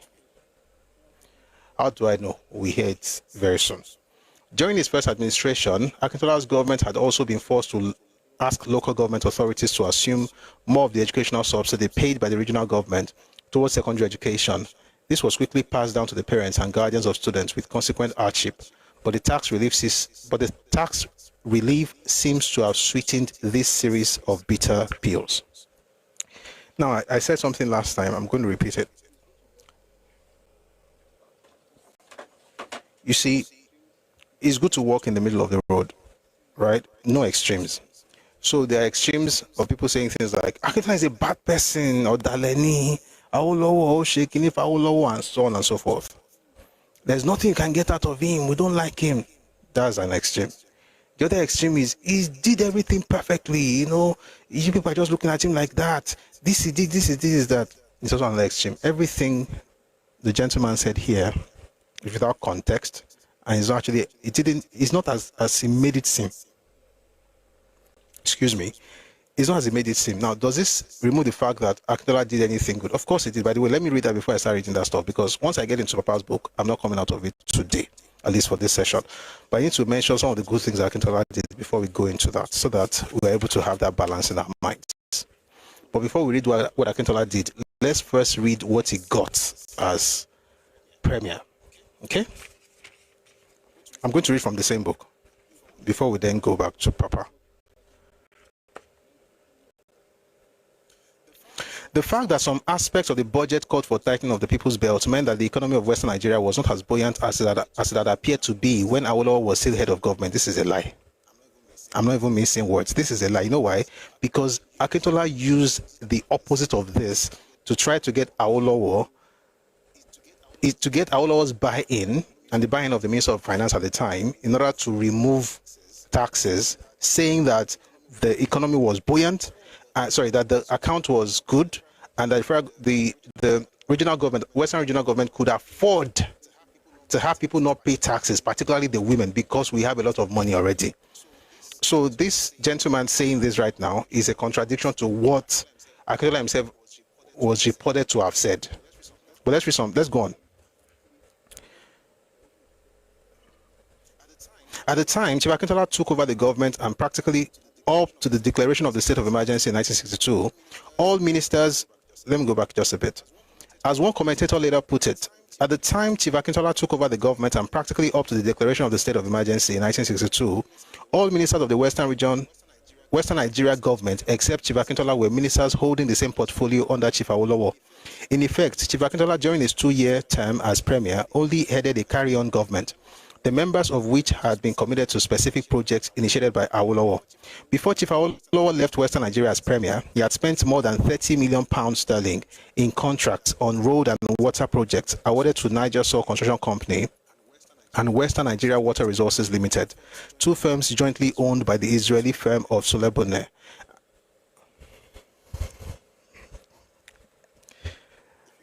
If you grew up in Ibadan, that thing will mean something to you. Solebone. Look at them no.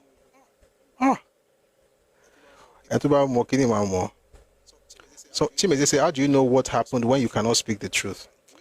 Do we have any person here who is able to? Okay, no, I think I can do it on the other device. God bless you, doctor. Oyeyin baje. Ati badere wadeniji. Oyeyin baje. Shinobole. That's what they call Solebone in Ibadan. You know what they call Shinobole? Express. Shinobole. I like Ibadan. People are very, very creative. I don't like Nipenkele Messi. Talo mo je petesi. Se mo petesi. E mo le ton petesi. Don't worry, I'm just trying to, create some lighter, whatever. We're going to go back to the book. Upstairs, yes. Upstairs, I'm going to petesi. Peculiar mess, Nipenkele Messi. Good meje yaya mefa. Yes. Ibadan. Nili Oluyole. All kinds of things, man. So Solebone was called Shinobole. So whenever you have express, because they were construction companies, constructing roads and stuff. I think now they call it Opopo or John or what do I say? Quick name. What's the express in Yoruba now? Ìwé ìlú àlọ́kàn ọ̀nà márosẹ̀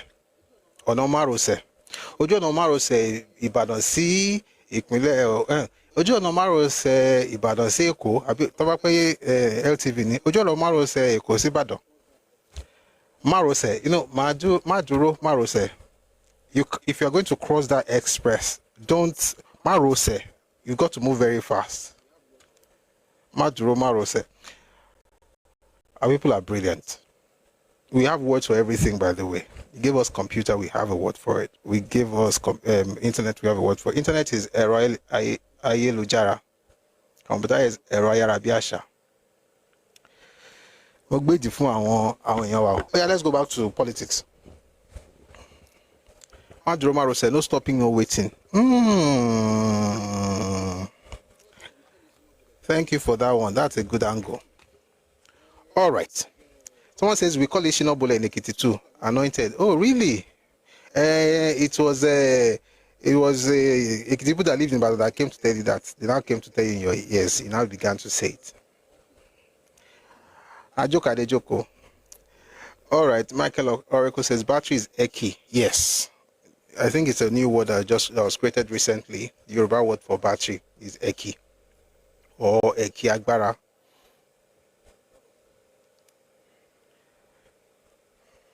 I'm glad we're not just living in Soup. I want to sing back on. We're not going to say.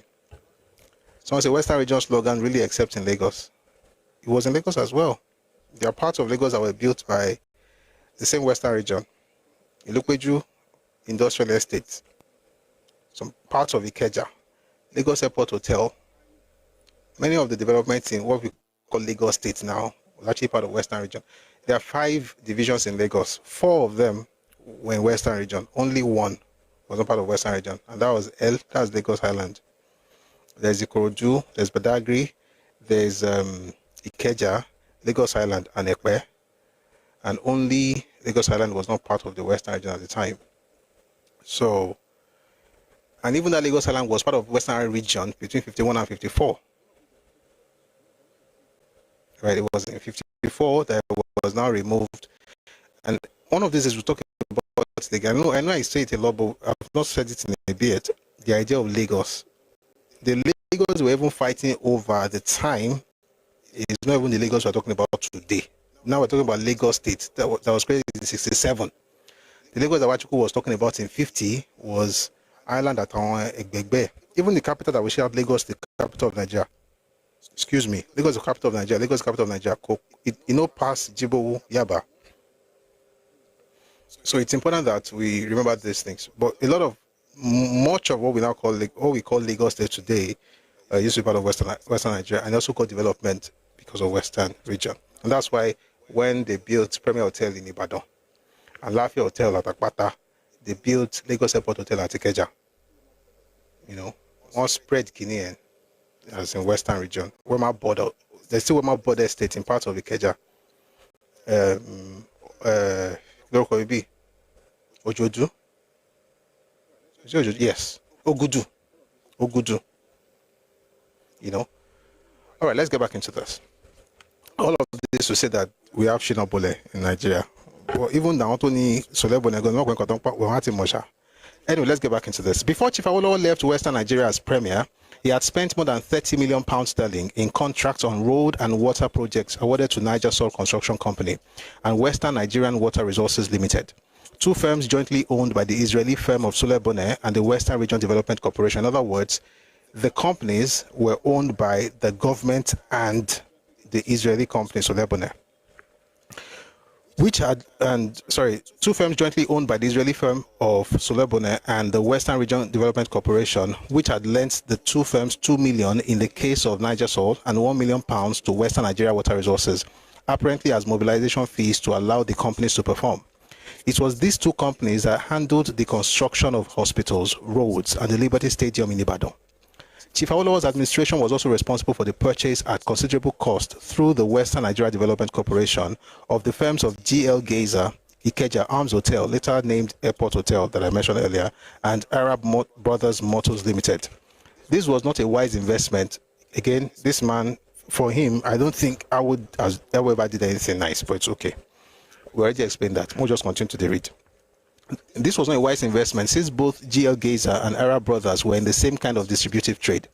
Projects such as the Kenya rubber plantation, which Chief Awolowo had located in his hometown against expert agricultural advice that the plantation should have been located in the then Ondo province, was begun by Chief Awolowo at great cost and without any dividends accruing to the government.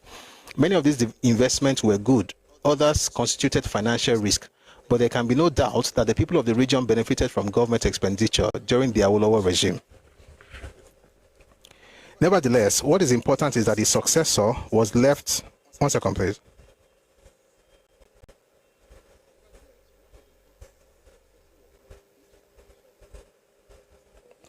Nevertheless, what is important is that his successor was left with little financial room to maneuver, and there is no doubt Chief Awolowo had set up in 1954 the Western Regions Marketing Board.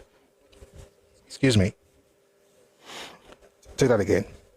Nevertheless, what is important is that his successor was left with little financial room to maneuver, and there is no doubt Chief Awolowo had set up in 1954 the Western Region Marketing Board to secure the most favorable arrangements for the purchase, for export, and sale of the produce of the region, and to use its accumulated reserves to promote the development of the producing areas. It's quoting the objective, right, for the Western Region Marketing Board. I want to read the objective again. Why? Because when we go to Papa's view or perspective on what happened with the cocoa issue and marketing board, you'll understand why Akintola actually messed up in that particular instance. But let's continue. So the goal of the Western Region Marketing Board that was formed in 1954 was to secure the most favorable arrangements for the purchase, for export, and sale of the produce of the region, and to use its accumulated reserves to promote the development of the producing areas. This laudable aim was to be subverted by the appointment of politicians to constitute the marketing board. I don't believe so, but we'll read the other one later. The result was that decisions were made largely on the basis of political considerations rather than on the supposed economic basis. Between 1954 and 1962, the marketing board realized a sum of £64 million as surplus of revenue over expenditure. 31 million of this was granted to various ministries. 14 million was lent to the government and various corporations such as housing, development, and finance corporations owned by the government. 10 million was invested in various Nigerian companies. Another 10 million was divided between the Agbomagbe Bank, the Merchants Bank, the Association of Nigerian Cooperative Exporters, the Cooperative Bank of Western Nigeria, the Nigerian Produce Marketing Company, the National Bank, which was given 3 million, and the National Investment and Properties Company Limited, which received £6 million. The National Bank, the National Investment and Properties Company, the Agbomagbe Bank, and the Merchants Bank were all in the hands of Action Group politicians. Even the money lent to the government corporations found its way into ventures owned by the Action Group leaders. By the way, this particular thing is saying is not news. You know why? Awolowo himself talked about it in his own book, how they were able to, how they moved money from loans sometimes, also from the marketing board, into NIPC and some of the companies. And he mentioned the leaders. Some of them were actually members of Action Group, people like Alfred Rwani, Chinero CG, and so on and so forth. And they did that because that was a way to also make,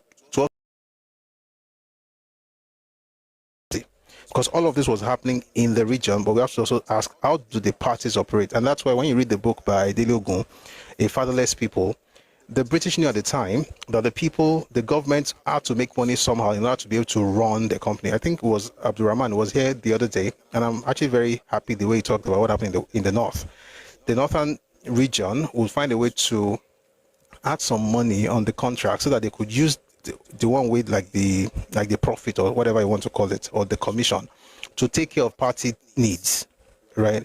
Because at the time you couldn't just put your money, dip your fingers into the government's coffers and take money and start spending, all right? So if time permits, we'll talk about how this happened so that we don't go with the wrong impression, especially because there was actually something called Coca inquiry into that matter. A lot of it was resolved and was documented by Papa himself, including all the pages we then talk for that case. So we'll talk about that later.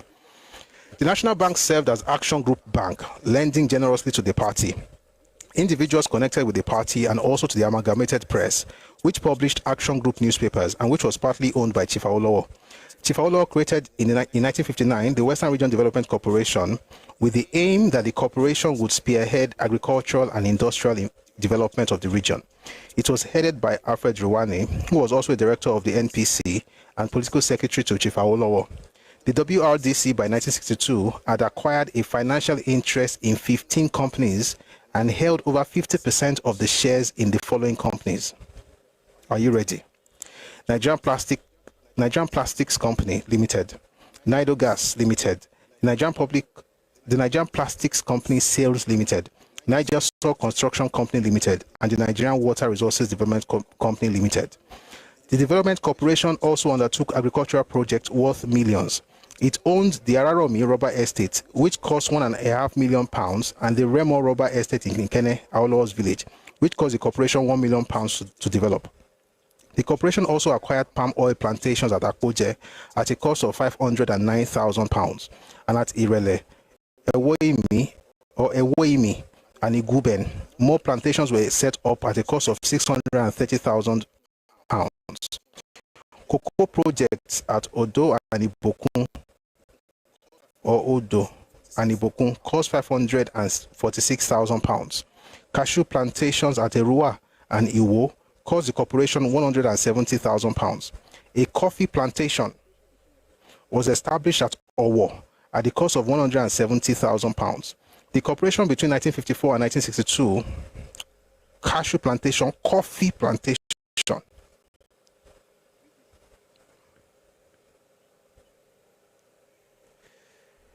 You read these things and you're just sad. You feel like crying. But we're not going to cry.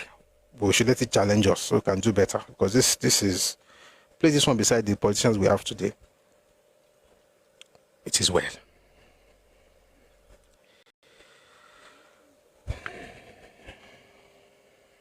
Let me just read a few more things. So we mentioned the cashew plantation at Erua and Iwo. A coffee plantation established at Owo at the cost of £170,000. The corporation between 1954 and 1962 also invested £1.5 million in industries and hotel businesses. The Action Group government of Western Nigeria under Chief Awolowo also created the Western Region Finance Corporation, which under him invested about £2.5 million in 6 concerns, 4 of which ran into difficulties or were bought at inflated values. Of all the corporations that sprang up under Awolowo and were inherited by Akintola's regime, only the Western Nigerian Housing Corporation, closely supervised by the minister in charge, Chief J.O. Oshuntoku, and the Broadcasting and Printing Corporations remained untainted by charges of graft, corruption, nepotism, and partiality. The Action Group, through the use of and exploitation of the Marketing Board, the Development and Finance Corporations, exhausted the accumulated financial reserves of the region. Even Chief J.A.O. Odebi, the finance minister under both Awolowo and Akintola, and the one who provided the link between the two administrations, agreed that all the resources of the government and the Marketing Board were either exhausted or had been inexorably committed by Chief Awolowo before he resigned as premier. You remember the name he mentioned, because we're going to read what that same Chief J.A.O. Odebi said in that other book. Again, this is the best way to study history, so that we are not confused, you know.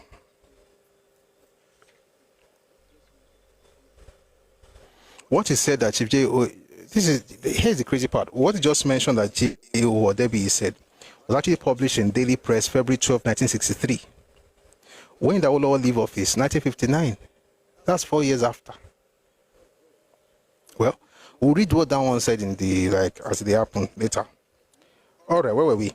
It can be seen that what Chief Akintola did during his first administration was merely to carry on what Awolowo had done, and that he had no financial resources to start new projects. So here's the crazy part. If you have no financial resources to start new projects, are you supposed to cancel the taxes that people were paying? So let's assume that this man is right for a second. Let's assume he's right. Akintola did not have any money. Awolowo had already, by the way, they didn't say Awolowo stole money. They said he committed the money to projects before he left office. So he didn't have money. If he did not have money, why then did you say that the money, the main source of income, there were 2 main sources of income, and Akintola messed both sources up in the name of populism? We talked about one, and I'm trying to hold myself back from going deep into it, because I want to actually read the good things it did before, talking about those things. So let's there was a lot of protest. Where was there protest? Only 3 divisions were paying taxes.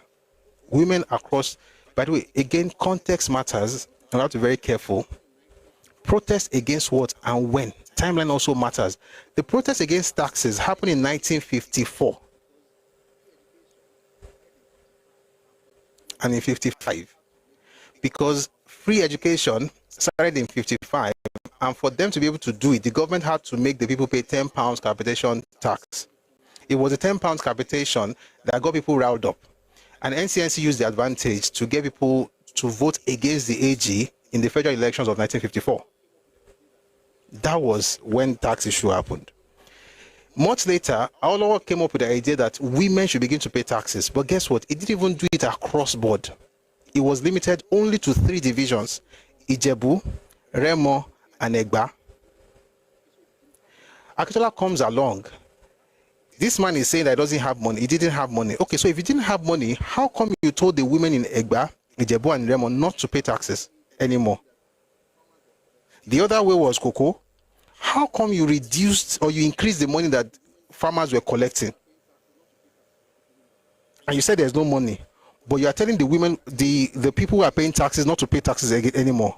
And you said there's no money. You are saying that you want to increase the money you are paying to cocoa farmers, and you said there's no money. The one you are increasing, where are you getting the money from? Again, when we read these things, we have. Sorry, guys. I have a very. This particular conversation is actually a very, very dear conversation to me. I don't want clowns. Just let's read a few more things. I'll go to Awolowo's book later. So it says here that Chief Akintola did. Sorry.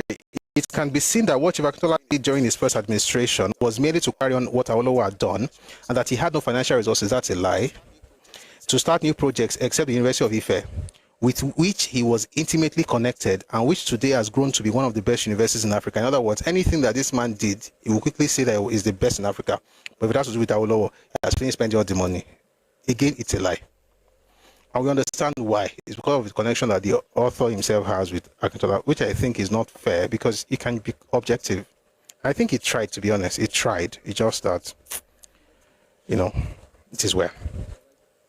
Then it says here, the human problems Chief Akintola contended with can only be imagined. And when one realizes that even after the 1960 August elections, he did not choose his own cabinet, and so much was reduced to a cipher that he had no knowledge whatsoever when the decision was taken to establish the University of Ife, this is a lie.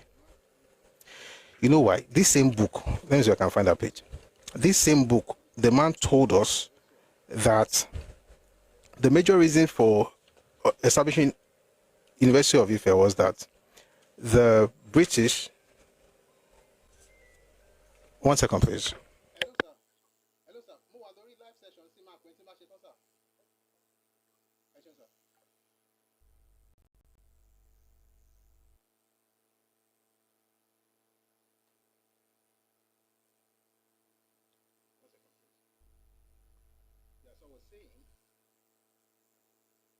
One second, please. Yeah, so I was saying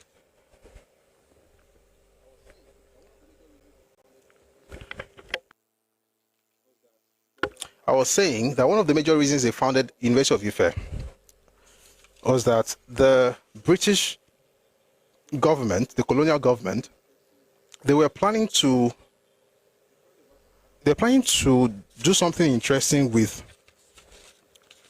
the College of Arts and Sciences in the north. They were going to. I'm trying to see if I can find that page so I can read to you because it's literally in this book as well. They were going to transform that college or that institution into a university. This is what eventually became the ABU. That's ABU Zaria today. And so the Western region got Akintola himself, this same person that this man said doesn't know that he was going to have University of Ife, to look into upgrading that institution in Ibadan, right? By the way, I think I mentioned the other day that University of Ife actually started where Polytechnic Ibadan is today. That's North Campus. That was the original campus of University of Ife before they moved to the permanent site. And Akintola was instrumental in ensuring that they started that. So how exactly are you going to say you didn't know about it? Again, I think people forget what they said because it's in this book. I can't find it right now because of time. But if we have the time, I'm going to, maybe explain to us. That was when he was talking about the greatness of Akintola, the things that he did this, he did that. I think he forgot that he said that.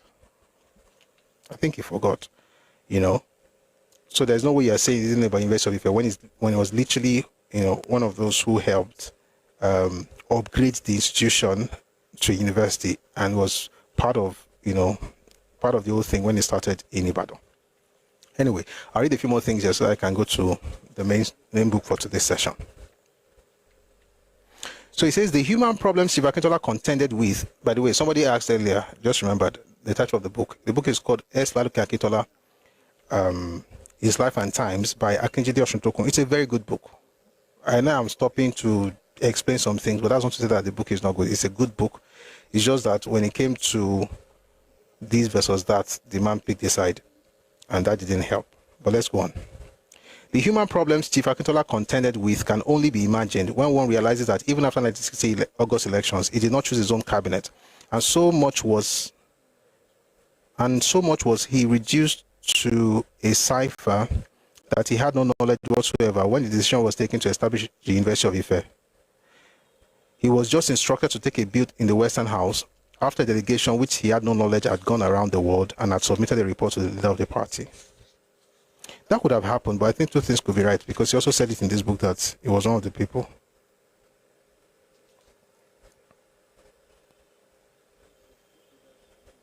I'm trying to find the source of what he said, but I can't find it.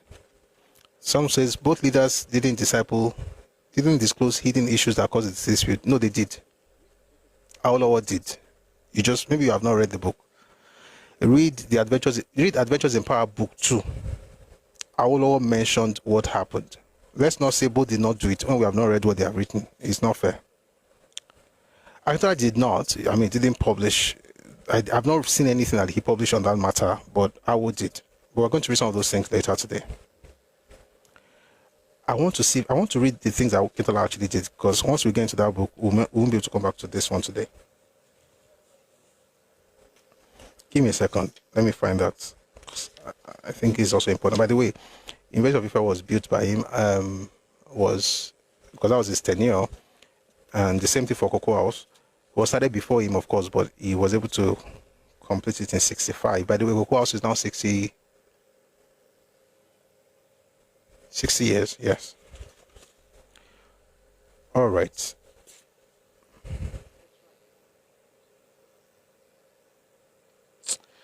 How about you try? Or try, but can't say you down.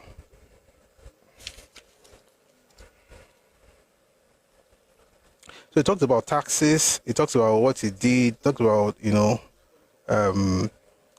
let me read this good one because it's important. In the meantime, the federal government of Nigeria had in 1959 set up a commission headed by Sir Eric Ashby to survey the needs of post-secondary and higher education in Nigeria for the 20 years stretching to 1981.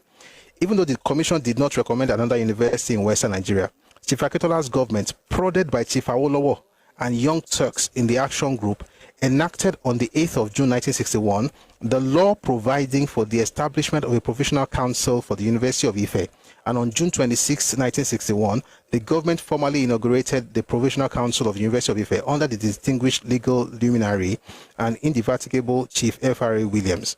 With the establishment of a Western Nigeria government-sponsored university in 1961, the meager resources available in the region had to be diverted into the costly venture of the university to fulfill its mission and role. Okay. So Akintola was very, very much involved in that. I'll read just one more thing before we move on, because time.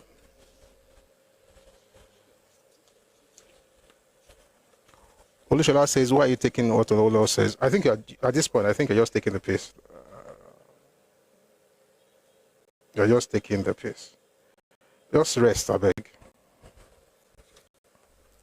I have enough to contend with reading 2 books than to be, questioned again and again in the comment section, I beg.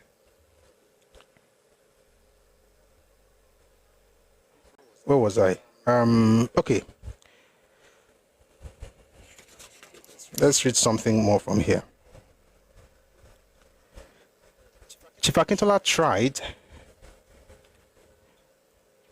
Action Group Western region built it, but was during Chief Akintola's administration. But the foundation of everything was, yes, let's just be that way. It's better so that we don't complicate it. Yes, it was under his administration. But the vision was Awo's vision. But of course, also the party thing, they were the ones who came up with the idea that the school in Ibadan be upgraded, which was why it was called College of Sciences and Technology or something like that. I had an elder cousin, he's late now, who attended that school in the 50s, I think. And then they now upgraded to University of Ife, and then eventually went on to build. But like this man also said, most of that money sometimes was also committed by, the Western region. I mean, all the money actually was committed by the Western region government.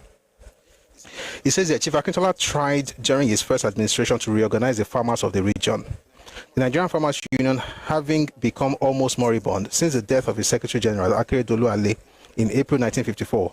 This does not mean that the Nigerian Farmers Union ever performed well or effectively. In fact, the involvement of some of its officials in party politics made it impossible for it to be a non-partisan farmers organization. By 1955, however, by the way, let me just continue. The man was born in 1942, that's what I wanted to say. By 1955, however, the organization had disintegrated into various local factions. One of these factions, led by E.P. Folari and J.L. Ayuade and H.I. Bakari, based in Ibadan, made a trip to Ghana in 1959 to study the organization of the United Ghana Farmers Council. On their return, they made recommendations that the Western Nigerian Farmers Union be reconstituted into a council. The council was to embrace all organizations connected with agricultural production, and the government would deal only with it in all matters related to the marketing of agricultural products and fixing of prices and so on. Before taking a decision, the government set up a working party. The government he's talking about here is Awolowo's government. The government set up a working party under the permanent secretary in the Ministry of Agriculture and Natural Resources, Mr. Bataye. The permanent officials in the ministry were not particularly favorable to the Farmers Union, and the opportunity to fuse the Farmers Union with the cooperative movement was missed. Considering the farmers' organization a nuisance, the Bataye Committee did not see the potential of involving the Farmers Union in agricultural extension services, which the Akintola government was embarking upon during this time. Because of the worsening economic situation in the region, the Western Nigeria's Farmer Council, that should have been organized as an independent union, became, from its inception in 1961, a propaganda machine in the hands of the government. This was because of the sharp This was because of the sharp fall in the world price of cocoa in late 1960 and the near exhaustion of marketing board reserves led to a crisis whereby the government was unable to maintain the 1960-1961 producer price for cocoa. I'll read that slowly. Let me read it slowly because we're going to tackle that issue in the other book. It says here, it said there was a sharp fall in the world price of cocoa in late 1960. That's true. And the near exhaustion of the marketing board reserves led to a crisis whereby the government was unable to maintain the 1960-1961 producer price for cocoa. Is that what happened? No. The price was therefore reduced in mid-season on January 14, 1961, the first and only time that this had been done, from £160 to £112 per ton. That was not how it happened. So how did it happen? Now, why do I keep, second guessing some of these things that the man has written? Let's go and read the other stuff. Now, why do I think the other source is more? Few reasons. The author, Awo, was a player. One, the author referred to others who were also part of the decision-making process. All right. Two, the author mentioned them when they were all alive, including Akintola himself in the 50s and 60s. And so I think we should take what he has to say seriously, especially when he's even quoting public documents, right? And when he's telling you what happened between them and setting information that you could not have known if you were not him. Having said that, let's now read some of the things we read before, and then we'll move on from there very, very quickly. So what have we read so far in this book? Again, the book is called Adventures in Power, Book 2. The Traverse of Democracy and the Rule of Law. What we read earlier was Akintola, His Life and Times by Akintola Osuntokun. Fantastic book, I should say. Fantastic. It's actually very good. I just have some qualms with some details in the book. Again, in order to be able to get those holes filled, we have to read this one. This one is by Awolowo himself. Okay, the book is called The Traverse of Democracy and the Rule of Law. What have we read so far? He said, I mean, we've read a number of things, but let me just start from this point, at least for this session. He talked about the fact that after Akintola was appointed premier, one of the problems that they began to notice was the fact that there was this issue with, shall we call it ego or ambition? And the ambition essentially was that now that he was the premier of the region, he also wanted to be the leader of the party. Now, what he wanted to do, to be honest, was done in the East, but even that was unlawful. And I'll explain.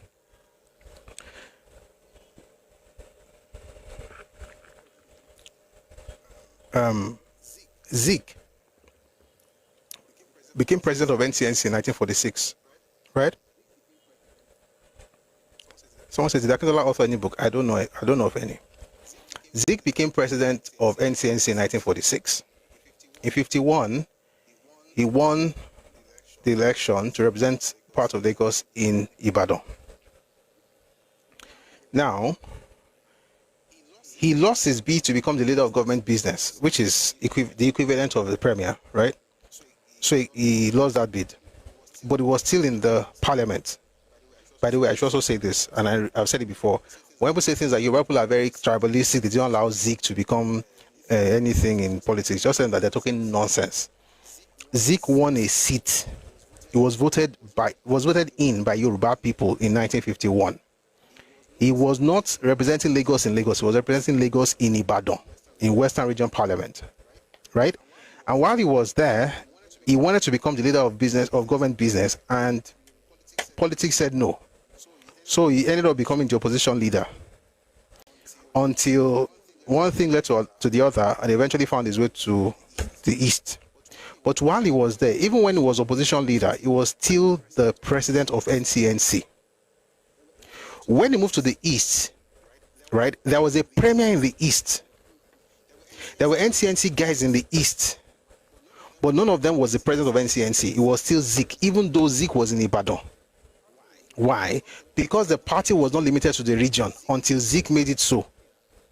The party was a Western Nigeria, it was a Nigerian idea, but formed mostly by Yoruba people, and of course by different Nigerians as well. You know, you had the Ijos and even the Igbo, like Zeke himself was Igbo. But while there was the government in the Eastern region, and there's a premier in the Eastern region, although Zeke was not even the premier or the leader of government business in the Western region, he was still the leader of the party. I'm saying that to also tell you that there is precedence for what Awolowo did. That's one. Number two, after Zeke went to the Eastern region and became premier of the Eastern region, he still retained, the presidency of the NCNC. The only time he stopped being president was when he came to Lagos, when he was going to become the governor general. And at that time, the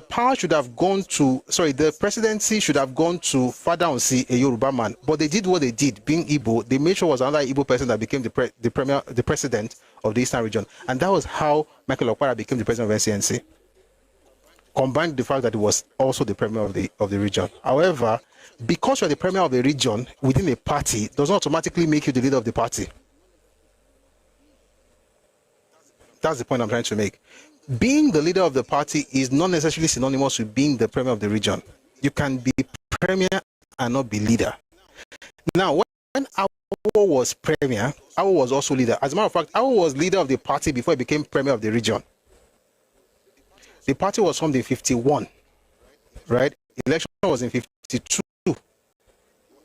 Same 51, and then of course they got into the house in 52. Became leader of government business in 52. Became premier in 54, right? But he was always the leader of the party. So When Akintola became premier, Awo had gone to the Federal House of Representatives. Akintola was also loved to, according to him, also now loved to be, what's the word? The leader of the party. So let me just read a few things here. So I'm reading chapter 2, The Gathering Storm, from the book The Travails of Democracy and the Rule of Law, Adventures in Power, Book 2. At some point after his appointment as Premier of the Western Region in December 1959, Akintola developed the ambition to become leader of the AG as well as being the Premier. When I was in the Western Region, I was both leader of the party and Premier of the region. Immediately after he assumed office, there were strong but not directly confirmed reports of utterances from him which were critical of and derogatory to my administration. I was not in any doubt that SLA was capable of any kind of perfidy, but I preferred to wait and see.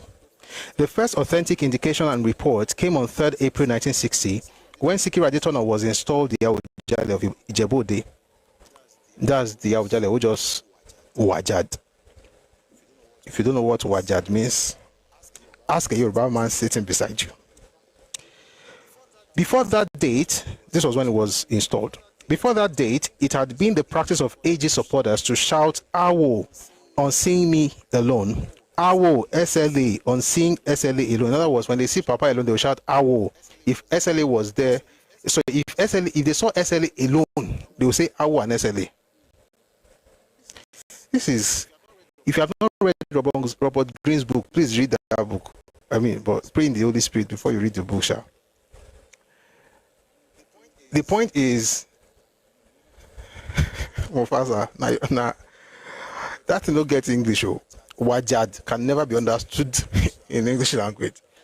Anyway, the point was that whenever Awo was seen in public, everybody would shout Awo, Awo, Awo. Whenever SLA was seen in public, people would still shout Awo. Just like David's story. David was walking and they were shouting, Saul has killed his thousands and David has killed his 10,000s. Anyway. So he says here, before that date, it had been the practice of AG supporters to shout Awo on seeing me alone, Awo SLA on seeing SLA alone or in my company. It was a very huge crowd on Itoro grounds, Ijebu-Ode, where the installation was performed. On SLA's arrival and departure, the crowd shouted only Awo. During the ceremony, it was a continuous shout of Kabiesi interspersed with Awo. It was the second time to my knowledge when SLA's presence was so patently ignored by AG supporters and admirers. The first time was along Ikorodu Road in Lagos, when he and I rode in the same car, about a month or so earlier. On the two occasions, I myself felt some surprise at what had happened. It had been agreed that after the installation ceremony, SLA, myself, and the other leaders of the party who were present would retire to the house of the Ogbeni Oja of Ijebu-Ode, Chief T.A. Odudola. On getting there, we noticed that SLA looked very morose. He could not contain himself. On seeing late Chief S.O. Shonibare Shoni enter the house, he let loose his pent-up anger. He complained that he had been humiliated and disgraced by being kept standing at the arena for about 30 minutes. He had never heard or known for an instance, I'll take that again. He had never heard or known of an instance when a premier had been so shabbily treated in his region on an official occasion, such as we had all just witnessed. If he had known that he would be so disrespectfully treated, he would not have come at all. And it was his sheer reverence for the traditional office of the Awujale that restrained him from leaving the arena in protest. I was the only one who commented on his angry remarks. I said that it was most unfair to Shoni. A special days had been erected for him and the Awujale alone. It had been planned that the Awujale would be on the days before his arrival. That's like a canopy, like a tent. But because of mistiming, the Awujale did not complete the last ritual at the Obanta shrine until after his arrival. Shoni and I and some others saw this incongruity. This was why we all came down from our VIP platform to join him and keep him company while waiting for the Awujale. We also saw to it that Mrs. Akintola was comfortably seated beside my wife. He must realize that I, with others, had to stand for as long as he did. He did not say anything more, but he remained visibly morose for the rest of our stay in the Ogbeni Oja's house. About 6 p.m., SLA and I left for Ibadan. He and his wife in their own car, and my wife and I in our own car. It was on our way to Ibadan that my driver, Mr. Lajumo Efunuga, related to us a story which had been told him by SLA's driver, and which rationally explained SLA's attitude. Whilst we were with the Ogbeni Oja, the two drivers, among other diversions, chatted with each other. So goes the story. When SLA and his wife left Itoro that day, the latter complained bitterly about the behavior of the crowd. They were mannerless and disrespectful. They knew that her husband was the premier and that he was in sole charge of the occasion. Why then were they so thoughtless and rude as to be shouting "Awo" on him? This kind of unseemly behavior must stop, and he must do something about it. In his response, SLA said that the crowd were extremely discourteous. They had treated him with contempt by shouting "Awo" on him. That was not the first time that this kind of thing had happened since he became premier. Indeed, he was determined to do something about it without further delay. He declared and assured his wife, "Give me 6 months, and no one will hear the shout of Awo in this region again." And the wife promptly commented, "That is how it should be."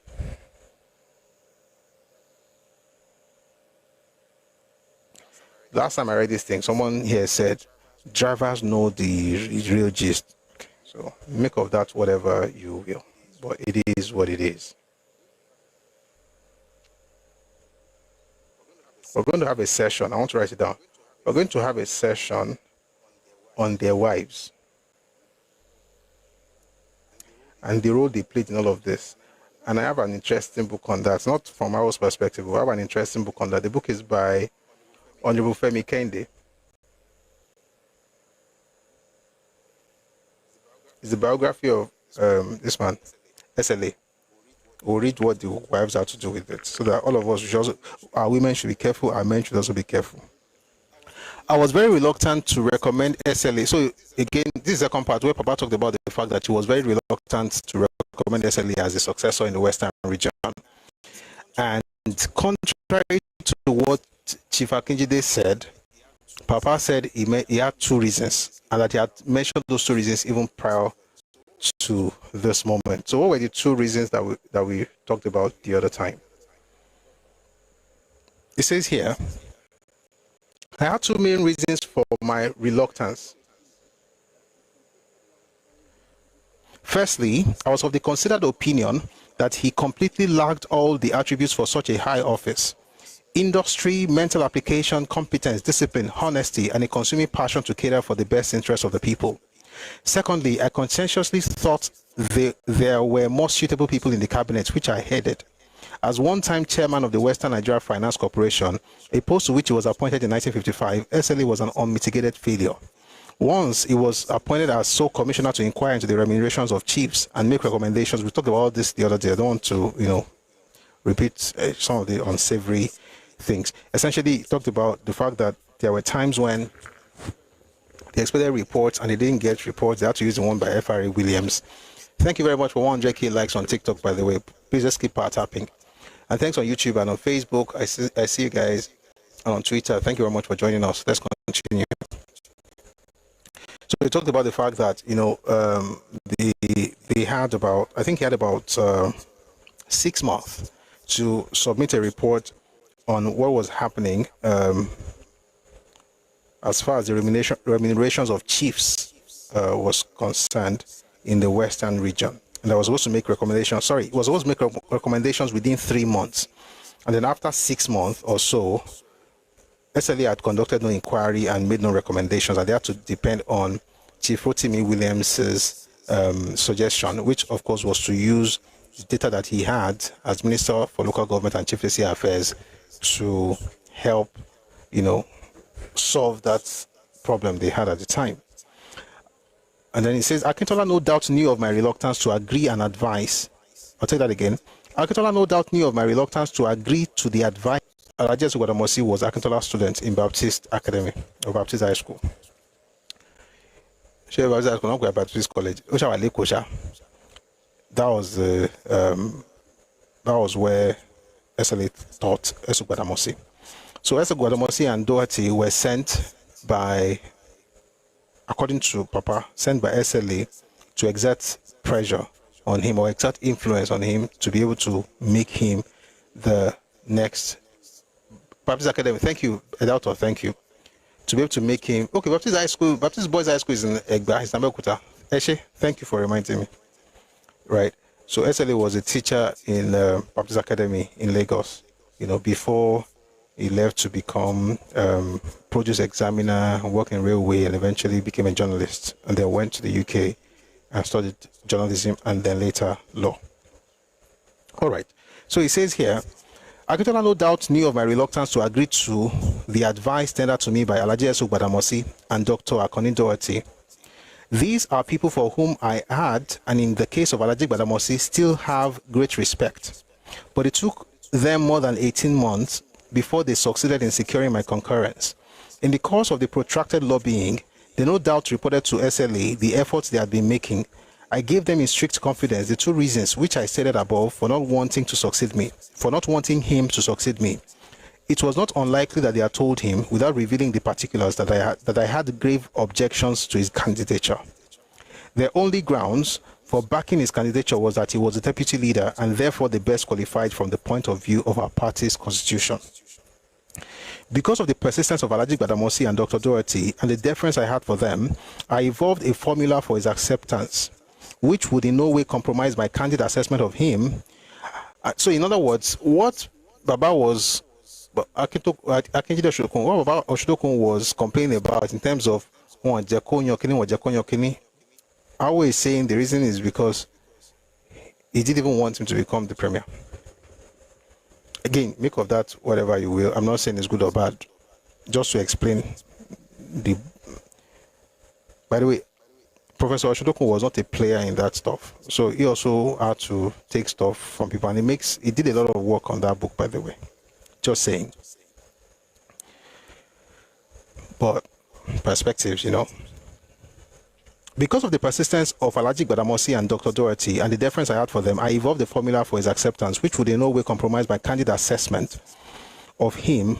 Accordingly, on 6th July 1959, I arranged a meeting in my house at Ibadan, to which the following three were invited: Chief S.L. Akintola, Alhaji Esuk Gbadamosi, and Chief Tunde Rosiji. On 7th July 1959, I recorded the gist of what transpired at the meeting in paragraphs 2 and 3 at pages 47 to 51 of what was known as Exhibit G at the treasonable felony trial as follows. Before I read it, let me quickly explain. Somebody asked, I think it was last week, last time, Monday, I think, somebody asked that when were these things put out there? So, no, he said, when was the book published? So I said the book was published in 87. I was like, oh, that was after the fact. I mean, Akintola was already, dead. He was killed in 66. However, I also reminded the person that the portion we read so far was actually used as exhibit in 1962, while Akintola was still the premier of the region. In other words, the things that Papa is saying here, Akintola was literally the premier when these things were being read in the trial, the treasonable felony trial that eventually landed Papa in Calabar prison.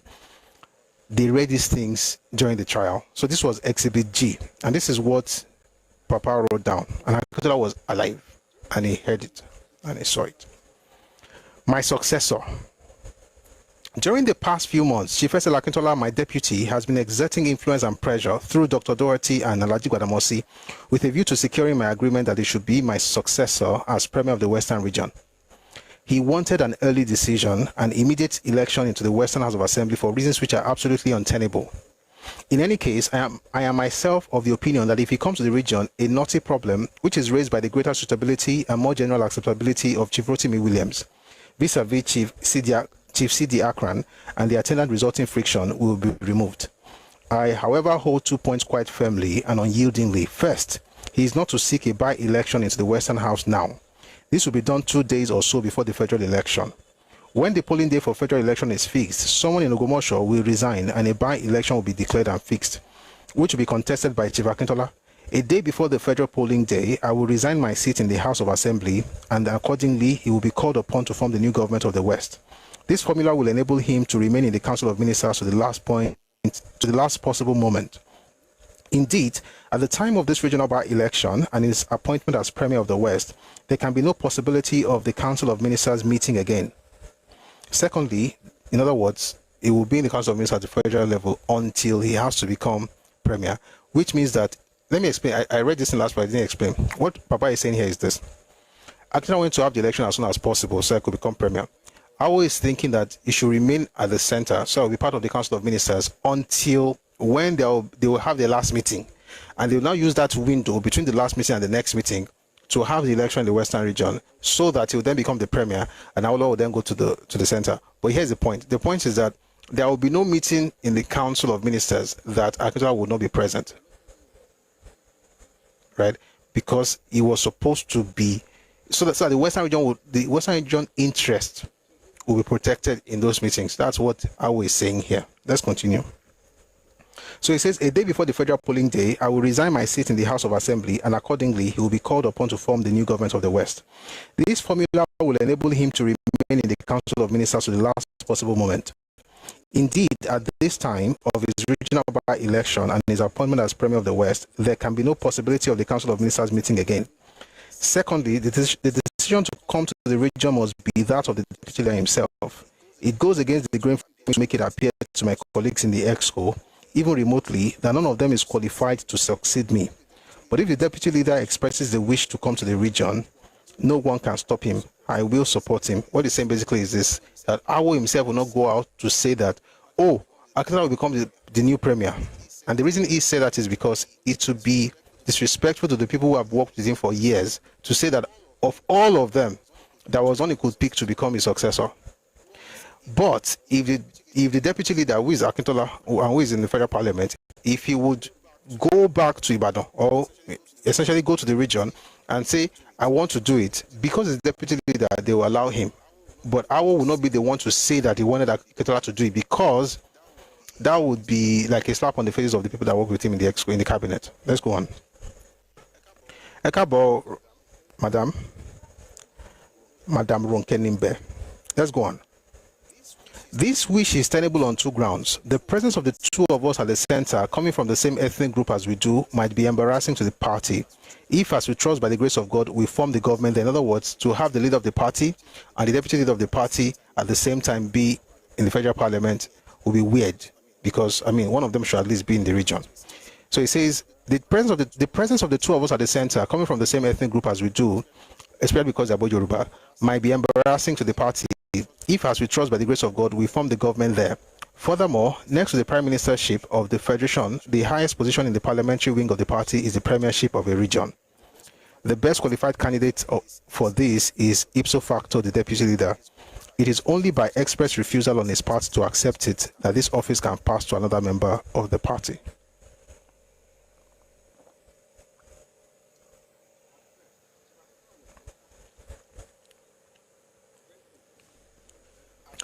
At first, Chief Akintola was reluctant to accept my first point. Eventually, he and Alhaji Gbadamosi, who was present, agreed to both points. Mr. Ayorosiji agreed in toto and without hesitation. He too was at the meeting in my place on 7th July 1959. It now remains for me to secure the agreement of my colleagues on the EXCO and of the Ikene meeting. In passing, I think it is relevant to mention that Exhibit G, also known during the trial as flashes of inspiration. Let's not go into, we talked about that, the quotes that Papa wrote in his diary. And one he called flashes of inspiration, another one is New Year resolution, another one is dreams and affirmation. We mentioned this last week, so let's just go on. At the Parliamentary Council meeting, which I held on 4th November 1959, I said no more than I had told SOG and others at our private meeting. I omitted reference to Chief Williams and Oba Akran. When I gave my valedictory in the Western House of Assembly on 5th November 1959, I said among other things as follows. As I leave this honorable house, certain things give me great satisfaction and confidence as to the future of this region. Firstly, I am leaving behind a team of ministers whose competence and sense of duty are undoubted, a fair-minded and proficient speaker, and a body of legislators whose patriotism has never been in question. Secondly, the team of ministers is going to be led by a colleague whose wise counsels and advice have been of great help to me in my conduct of the affairs of this region. I learned later that SLA was not pleased with my remarks concerning him at the Parliamentary Council meeting and in the House of Assembly. He had expected at any rate in public, whatever might be my private opinion of him, something direct, that is, mentioning him by name, and more eulogistic. But that was all I could permit myself to say truthfully about Akintola. He was very versed in Osun affairs. His knowledge of the culture, psychology, history, and morals of the Yoruba people of the Old Oyo province was superb. I attached great value to his political advice and judgment insofar as the Old Oyo province was concerned. He knew little of the other parts of the country. Indeed, he had veiled contempt for the non-Oyo Yoruba, profound detestation for the Igbo, and a fulsome and fawning admiration for people of the Hausa Fulani stock. Now, I said I cannot confirm if he had veiled contempt for non-Oyo Yoruba people, but from his own words, we can tell that he had profound detestation for the Igbo, and which, by the way, I think is, he had a basis for it, to be honest. When you listen to his speech, you understand. And I think we're going to listen to that before we even continue today, because I said we should listen to it so it doesn't look like we're just talking. And of course, we talked about the fact that he admired the Hausa Fulani. And of course, that would be because, of course, he grew up seeing Hausa Fulani. He was born in Mina, and he could also speak Hausa quite fluently. But I'd like you to listen to something from him, so you have an idea what Papa was talking about as far as his, shall I call it disdain for a certain group of people. Yeah, okay. 1 second, please.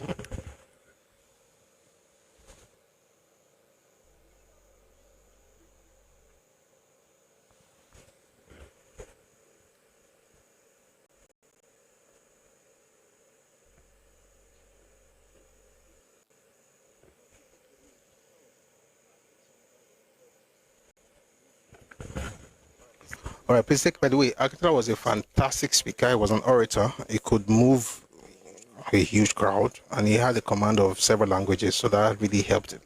Take a listen to Chief SLA Akintola.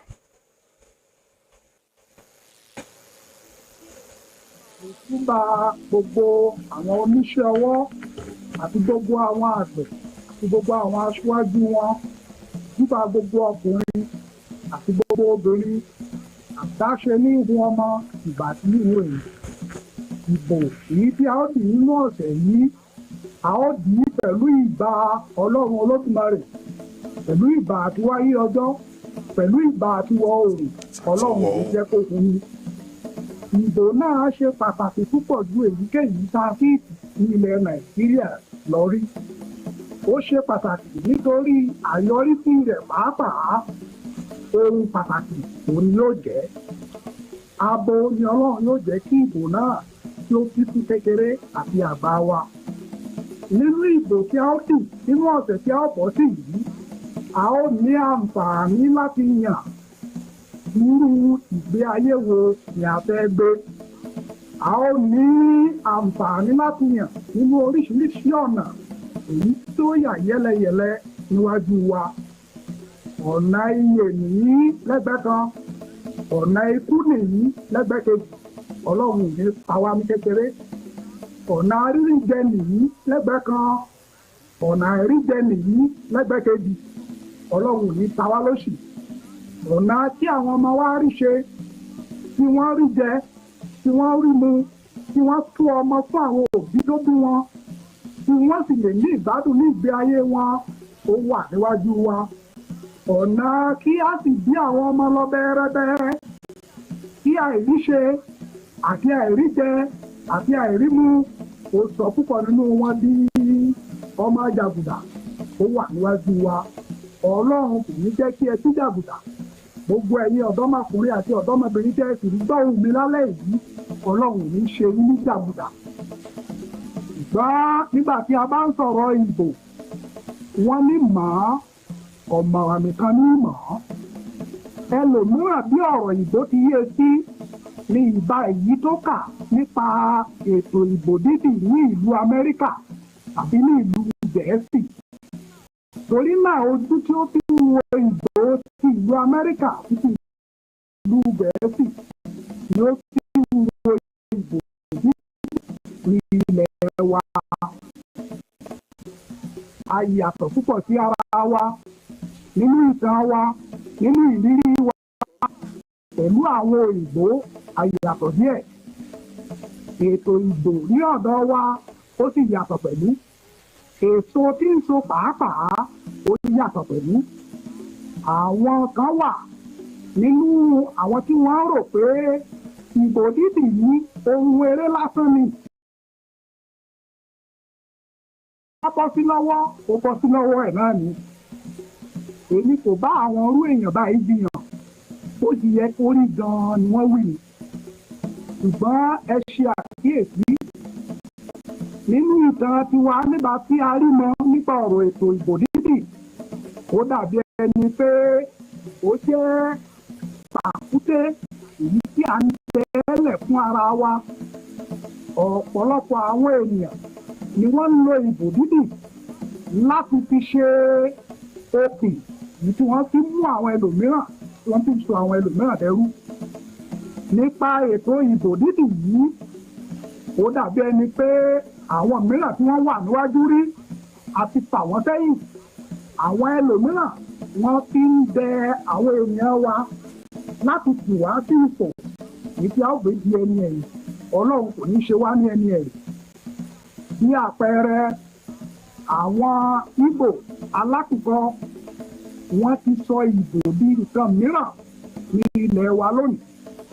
Wọ́n ti lo ìbò dídì yìí láti fi jẹ gàba lórí ọ̀pọ̀lọpọ̀ oríṣiríṣi ẹ̀yà ní ilẹ̀ Nàìjíríà.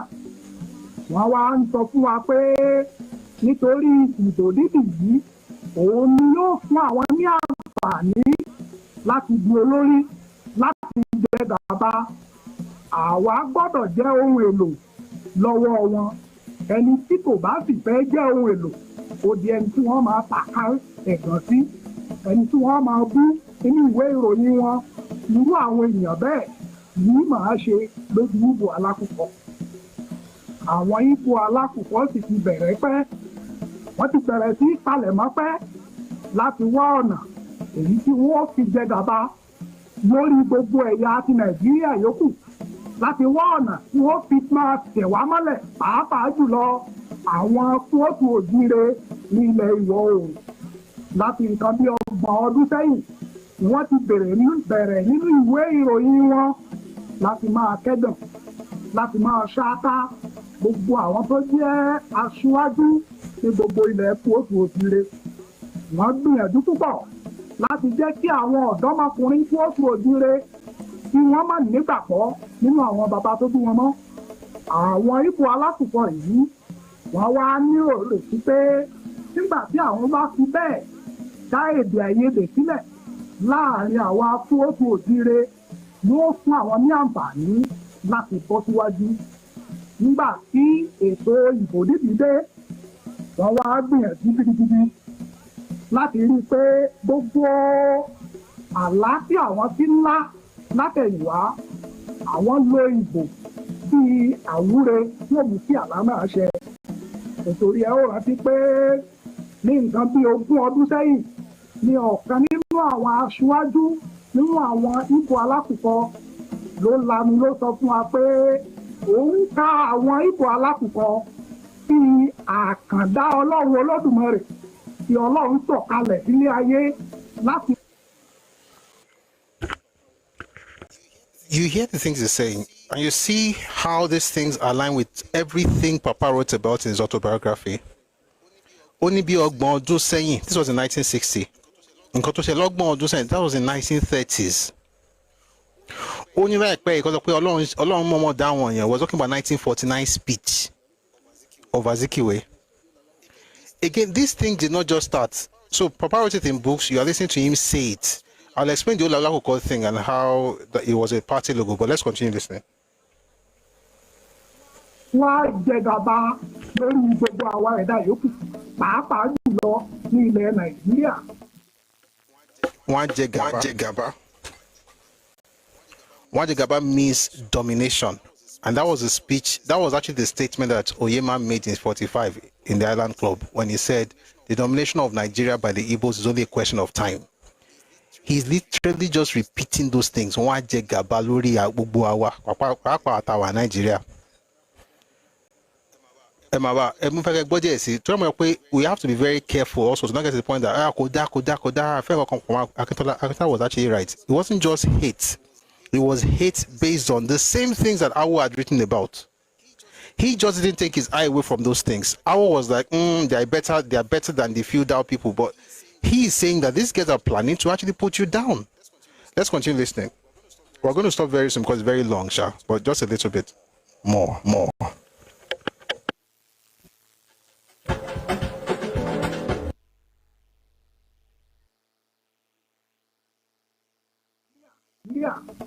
ọ̀pọ̀lọpọ̀ òfin ní sọ̀kalẹ̀ sílé ayé láti wá jẹgàba lórí gbogbo àwa ẹ̀dá yòókù pàápàá jùlọ ní ilẹ̀ Nàìjíríà. ọ̀pọ̀lọpọ̀ òfin ní nǹkan nígbà náà gbọ́n láti ìgbà tí wọ́n ti sọ eléyìí ni wọ́n ti ń ṣiṣẹ́ tọ̀ díẹ̀díẹ̀ ní inú ẹlẹ́dẹ̀ẹ́ sì ń wọgbà láti ìgbà náà lọ.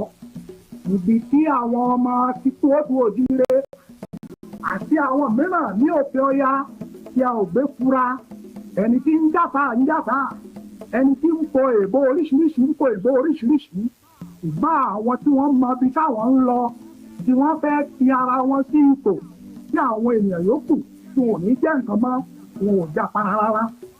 wọ́n ń dùn ún ní gbogbo ọ̀nà láti ní pé wọ́n jẹ gàba. mo fẹ́ di ẹ̀yin tí ẹ̀ ń gbọ́ ohùn mi. mélòó nínú àwọn tó ti ilẹ̀ ìwọ̀ oòrùn tí wọ́n tún òjìle ló lọ fi ara ẹ̀ jẹ baálẹ̀, tó fi ara ẹ̀ jẹ àárín àgbò, tó fi ara ẹ̀ jẹ balógun ní ilẹ̀ Ìgbò alákùkọ? mo béèrè lọ́wọ́ ẹ̀. tó wá lè ka iye àwọn Ìgbò alákùkọ tí wọ́n wà ní òkè ọya àti wọ́n wà ní ilẹ̀ Yorùbá, àwọn àjòjì gbogbogbò ní pé kí ọmọ onílẹ̀ ó mọ̀yìn ó lè kà wọ́n láàrin wa. ìwọ̀n òkú Ìbàdàn tí wọ́n ò jẹ́ kí ọmọ onílẹ̀ mú mi, ìwọ̀n òkú Kánò, ìwọ̀n òkú Abẹ́òkúta bẹ́ẹ̀, ìwọ̀n pọ̀ káàkiri tó ebi Àkúrẹ́, ìwọ̀n ń lọ díẹ̀díẹ̀ láti rí pé wọ́n kárí gbogbo ilẹ̀ wa, wọ́n fún okùn mọ́ wa lọ́wọ́. We'll come back to some of these things later. When he said Igbo Alakoko, he was talking about the logo of the party. So the Igbo people were in NCNC, and their logo was the cockerel. And even when they eventually, with some parts of our action group, created OBGA, it was the same thing. So the Akoko that you keep hearing is not that it was calling the Igbo people Alakoko. It was saying that Egbe won Egbe Alakoko. But what the Igbos were doing was, so for instance, again, our action group had the palm tree as its symbol or logo. The Igbos used cockerel, or the NCNC used cockerel, and of course the OBGA as well. So when he said Igbo Alakoko, the point is that they had hijacked that party to become the vehicle to achieve their ethnic goal. And it's saying Baba Soro I think it was 65 elections, I think. So this was in the 1960s. And everything is said that happened in the 60s, every single thing is still happening right now. And so, yes, Papa may say in his book, and this is where I disagree, that he had this hate for Igbos. I don't think it's hate. So the word is called profound detestation, which is essentially it. I don't think it's just detestation for detestation's sake. I believe that Akintola had sufficient grounds that, based on even what Awo himself wrote, right? And everything he mentioned as the basis of what he's saying is also what Awo had written in his own autobiography. Which meant that the only difference between them, I should say, well, not the only difference, as far as North and East were concerned, was the fact that Awo would not work with the North because the North was not even ready to get any independence.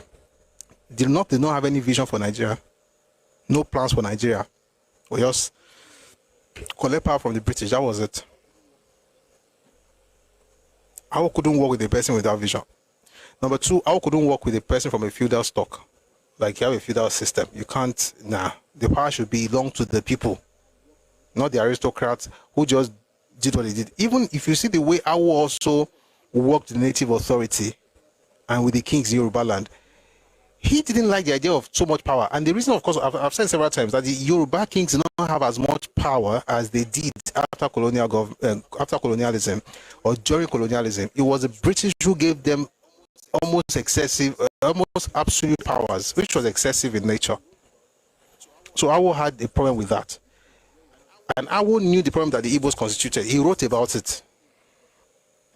This is where you now begin to try and understand. If you wrote about this thing, why then did you work with them? Because he felt them that like this was like a better evil than the other. If you ask me today, with the benefit of hindsight and even with present realities, the North is a better evil.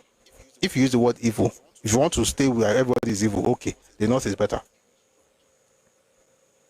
Because there is culture where they're coming from, there's organization, there's order, there's structure. There is no inordinate ambition for what belongs to other people. There's no unbridled passion, just trying to take over everything. They don't have that. In this, again, our leaders, our fathers, they were great. But in this, I think Akintola was right. Because when you look at both of them, the North, yes, there was feudalism and everything, but they're not trying to have feudalism in the West. It's their own space. Kilo Komi. And they were concerned about their space until we went into their space. They were concerned about Nigeria in as much, to the point where we're talking about power. Yes, they were concerned about Nigeria, but not to dominate other places. The Igbos were not concerned about anybody, apart from the fact that they must dominate again, I said something to somebody today. I'm not saying every Igbo person did this. I'm saying this is the political culture of the Easterners.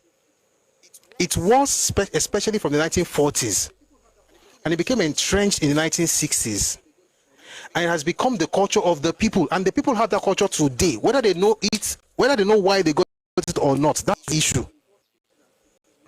I'm not saying blame Igbos. I'm saying the Igbo political class in the 40s, 50s, and 60s were some of the most terrible human beings as far as politics is concerned in Nigeria. And if you think I'm lying, it's because I've not said what I've read. And I told that man today, we're talking about some stuff. I said, if I share some of the things in public, people will chase Igbo people out of different parts of Nigeria. That's why people say things like, you hate. I'm like, do you really understand what has happened? We just try to talk as though, we also have to be measured, because we're not weaponizing history to fight people. We're trying to use history, we're trying to learn from the past, not to weaponize it. If we weaponize it, or normally everybody grow everywhere. Because you will be very easy for people to understand it. It's not just history for history's sake, it's history that's still happening today. When even trade fair complex in Lagos, this is news. This is not ancient history. This is news. You are telling the government that you have a right to be there because it's federal government's land, and it is a sovereign entity. You can do anything you like. Government cannot come and tell you anything. Whenever they don't allow you to do whatever you like, they hate you.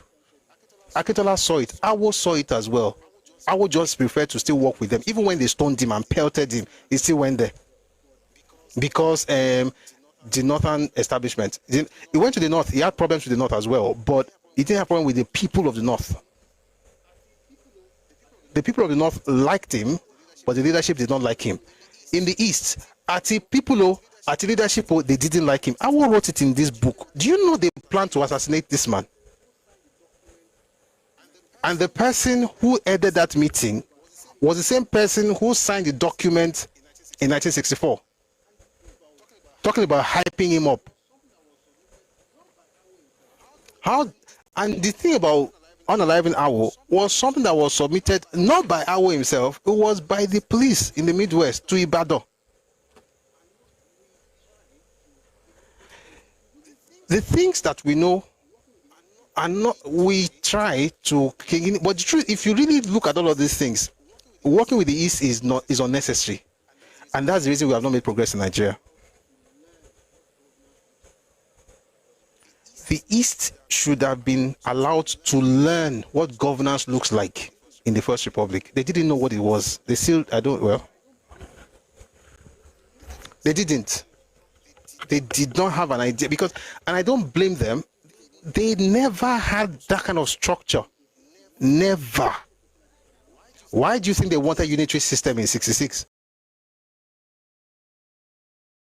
They were clamoring for unitary system. Eventually got it by the bottom of the barrel in 1966. They were not ready. And I can't even blame them. They come from acephalous and autonomous communities where you don't have, kings or leadership. Everybody is a king in their own right. Good and bad, whatever you like. I'm not even saying it's bad or good. It's just what it is. And then you suddenly want to get there. And I would rather work with a feudal lord and give him his place as long as that feudalism does not come to my place. Let him do whatever he wanted to do. Whatever he wants to do in his place, let him do it. Which is what I think Nigeria should be doing right now. But to allow people who have not handled power before, that's why again, this is not attack on any ethnic group. But guys, if you really study these things, how can you fill the entire place up with your people just because you had opportunity, even when your people were not qualified? And when people speak up, you call them tribalists because you have learned the art of gaslighting, others and manipulating people. This is a fact. And if you think I'm lying, go on X, Twitter, look at the exchange. If you think it's different from whatever the politicians did in the 60s, they have not read the books. It's the same. It has become a culture of the people. Akintola was right. And it's about to mention it because when we go into the things that he did wrong, remember the things that he did right. He did some things wrong, but on this matter and some other matters, he was correct. Somebody says the feudal lords eventually took your Ilorin. You are very stupid. Photo thoughts. Sure, we had a place for them to take. You had no place to take. You still don't have a place to take. You are the one who are... By the way, let me say something. This guy is a very stupid person. I've been looking at you in the comment section since I didn't respond to you. Let me send you to your father because he didn't raise you. He didn't raise you well.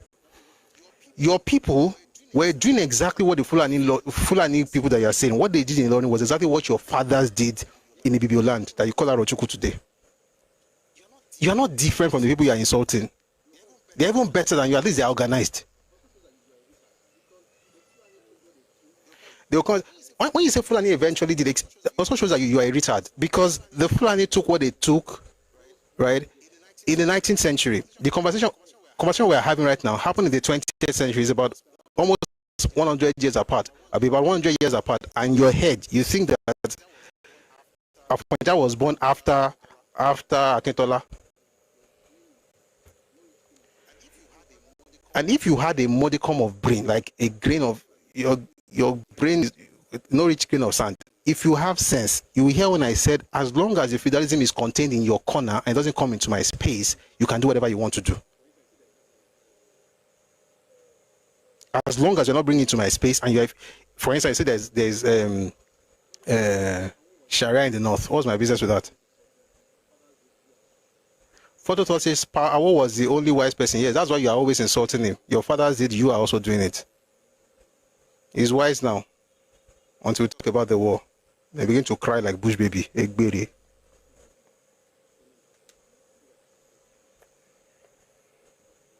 See, I'm containing myself. There are things I can say to you that will make you doubt your paternity, your whatever. You're also different from your Lord and Savior anyway. Ẹ go by now. Ẹ kàn go. Ẹ go ẹ fẹ́ no horror. Lórí gbèsè. Kí là ń bá lọ jàre? What I want to say about that Fulani thing, I just told myself, because from that Arochukwu, I just gone straight to your family house. Bunch of retards. You call me and be saying, whenever they want to get you to do something, they don't mention Fulani, because once you mention Fulani, then all of us are now looking for an enemy. If I have Fulani as enemy, I'll deal with him. And by the way, to you, people are always saying, why are you not saying this? Understand that ó ní bọ́n ṣe ń takú àwọn èèyàn bọ́n ṣe rí ariwo tó máa sọ lórí ọ̀rọ̀ Ìgbò yàtọ̀ sọ̀rọ̀ tó máa sọ lórí ọ̀rọ̀ Fúlàní. Akíntọ́lá ó mọ̀ yẹn. Mo fẹ́ sọ Yorùbá ni. iṣẹ́ tá a jẹ́ tẹ̀tẹ̀ yẹn gbọ́dọ̀ ṣe bẹ́ẹ̀ jẹ́ dágunró. Akintola mọ bó ṣe ń mú àwọn tó jẹ́ ti Fúlàní. Kì í ṣe kó bóyá kò sí nǹkan táwọn yẹn ṣe o. Kì í ṣe kó bóyá àwọn náà mọ̀ o. Ṣùgbọ́n ọ̀nà tó máa gbà báwọn yẹn bóyá máa báwọn yẹn bóyá máa sọ̀rọ̀ àwọn yẹn yàtọ̀ sí bóyá máa sọ̀rọ̀ àwọn ará bíi. Ẹ̀kan pè mí gbà kan àgbàlagbà bàbá kan ní ó ṣàpè yẹn kí mú ọ̀rọ̀ tẹ́ ń sọ yìí ọ̀rọ̀ ìjọba ni kì í ṣọ̀rọ̀ orí afẹ́fẹ́. Ọ̀rọ̀ tàwọn eléyìí kì í ṣọ̀rọ̀ ìjọba nìkan ọ̀rọ̀ orí afẹ́fẹ́ ni ọ̀rọ̀ àwọn èèyàn ni torí pé ọ̀pọ̀lọpọ̀ wa bóyá tó pàjọ́ lọ ilé ìjọsìn kan náà bóyá tó pa lọ́rẹ̀ẹ́ láàrin wọn àmọ́ ibi tọ́rọ̀ ẹ ti ń bọ̀ a rò pé bóyá ọkàn kórìíra wọn ni ọ̀rọ̀ ìríra kọ́ leléyìí ọ̀rọ̀ ẹni tó bá mọ̀ tán tí ẹ fi tán lẹ̀ wo nǹkan tó ń ṣẹlẹ̀ ń sìn gbójú kúrò lórí ọ̀rọ̀ pé òǹkàn fún èbó bú báyìí náà lè sọ ṣáà pé nǹkan tó máa sọ bàbá yìí náà sọ ń sìn òyìnbó yìí ni a kàn fẹ́ èbó ni a kò yé wa. There are things that are governmental in nature that you have to have policies for.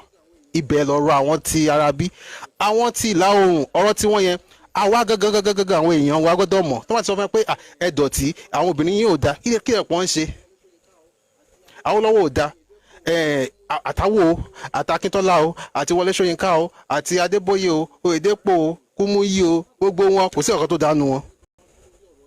Ọ̀rọ̀ ìjọba kọ́ nìyẹn ọ̀rọ̀ aráàlú nìyẹn àwọn aráàlú gbọ́dọ̀ mọ̀ wípé àwọn tó ń sọ àwọn ọ̀rọ̀ yìí tó ń sọ lórí ọ̀rọ̀ lórí yín lórí àwọn tó bí yín lórí àwọn tó jẹ́ àgbààgbà yín lórí àwọn tó pẹ́ ẹ̀ ń wò ẹ̀ ń fojú sùn tó ń fọ̀rọ̀ tẹ́ńbẹ́lú wọn ó ní nǹkan tó ń ṣe.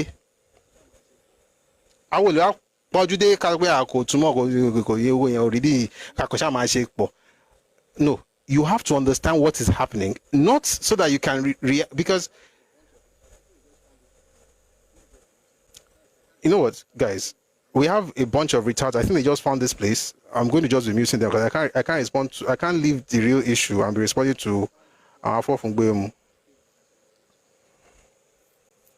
You have 5 plots, 5 states in your region. Those 5 states don't even belong to you, right? There are Ijos in Imo State. There are Ikweres in Imo State. There are Ibibios in Abia State. There are Igala in Enugu State, but you have the little part, and the little part you have used your own hands to destroy that place, and you come up here to be talking about Fulani. You know, the Bible says something very interesting. Moses, he sent spies to view the promised land, Canaan, and when they go back to Moses, they said something. I always thought it was wrong.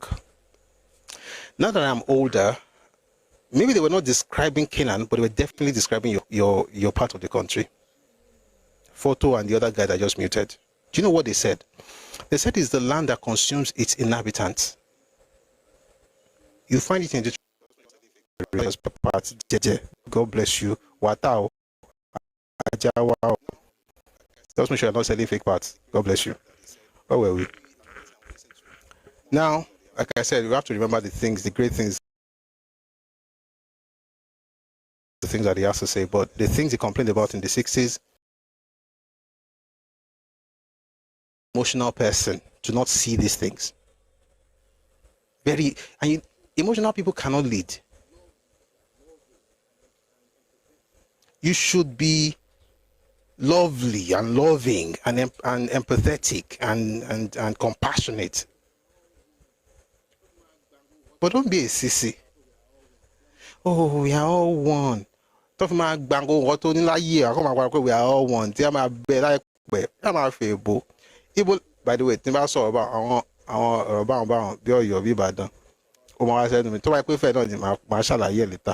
where were we? Back to Papa's book. What time is 7:36? Wow. I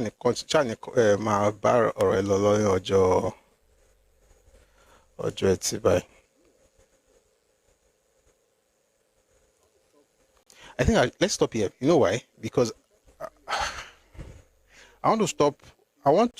If you see what I'm trying to do here, I'm trying to find every way to explain the things that Akintola did that was good. Because once again, the one that's not good, if you now get angry, I'll remind you that I spent time on this. And it's also very important, by the way. It's not just to prove a point. It's also because it's a very, very real, you know what they call real and present danger. What he said is still real. Thank you very much for the gift, Prof. I saw it earlier, Eshego, and everybody that gave me gifts. Sorry, I may not break to acknowledge it, but I really appreciate your generosity, Eshe.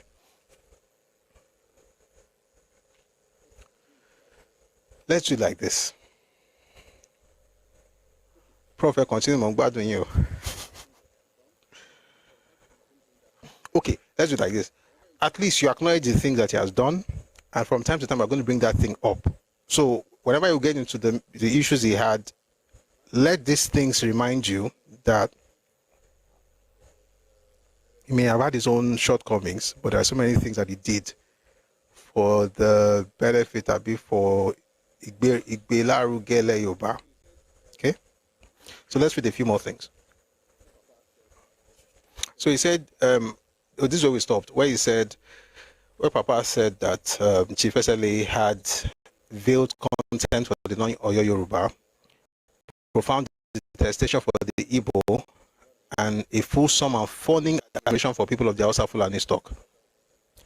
To be honest, I don't see why Papa should have a point with it. I think, again, feudal system.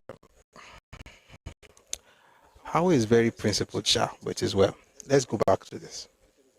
However, as soon as he acceded to the premiership, it was clear from his actions, not from SLA's actions, that he was out to achieve certain personal objectives. He wanted passionately to attract popularity to himself as distinct from that which he and all of us enjoyed as leaders of the action group. He wanted to demonstrate that he was more skilled in the art of governance and more devoted to the welfare and happiness of the people than his predecessor in office. Above all, as was discovered later, he wanted to be both premier of the region and leader of the AG. He said about these objectives in a manner which he no doubt regarded as adroit. And I've said it earlier, primary ambition Baba SLA was to be both premier and leader. And I'll tell you something, in 1,000 years, it could not have happened. Awo literally formed that party. It was his baby, and it was operated in such a way that you're supposed to be moving party chairmanship. This is not PDP. On that, Awo was right. We'll talk about it later. Sometime in January 1960, let's get into how Akintola decided to push his populism. Sometime in January 1960, during his first month in office as premier, Akintola told me rather casually that he was thinking of reducing rates and taxes in the region. Now, remember what we said earlier. Akinjide Oshudokun had said that there was no money at all, but that he was stopping people from paying taxes. And I said, I don't see the congruence, because if there is no money and your way to make money, you have two sources of income or two primary sources of revenue in the Western region: taxes and the marketing board. You decide to remove taxes, and then decide to also pay more to the cocoa farmers, and yet you say there's no money. How are you supposed to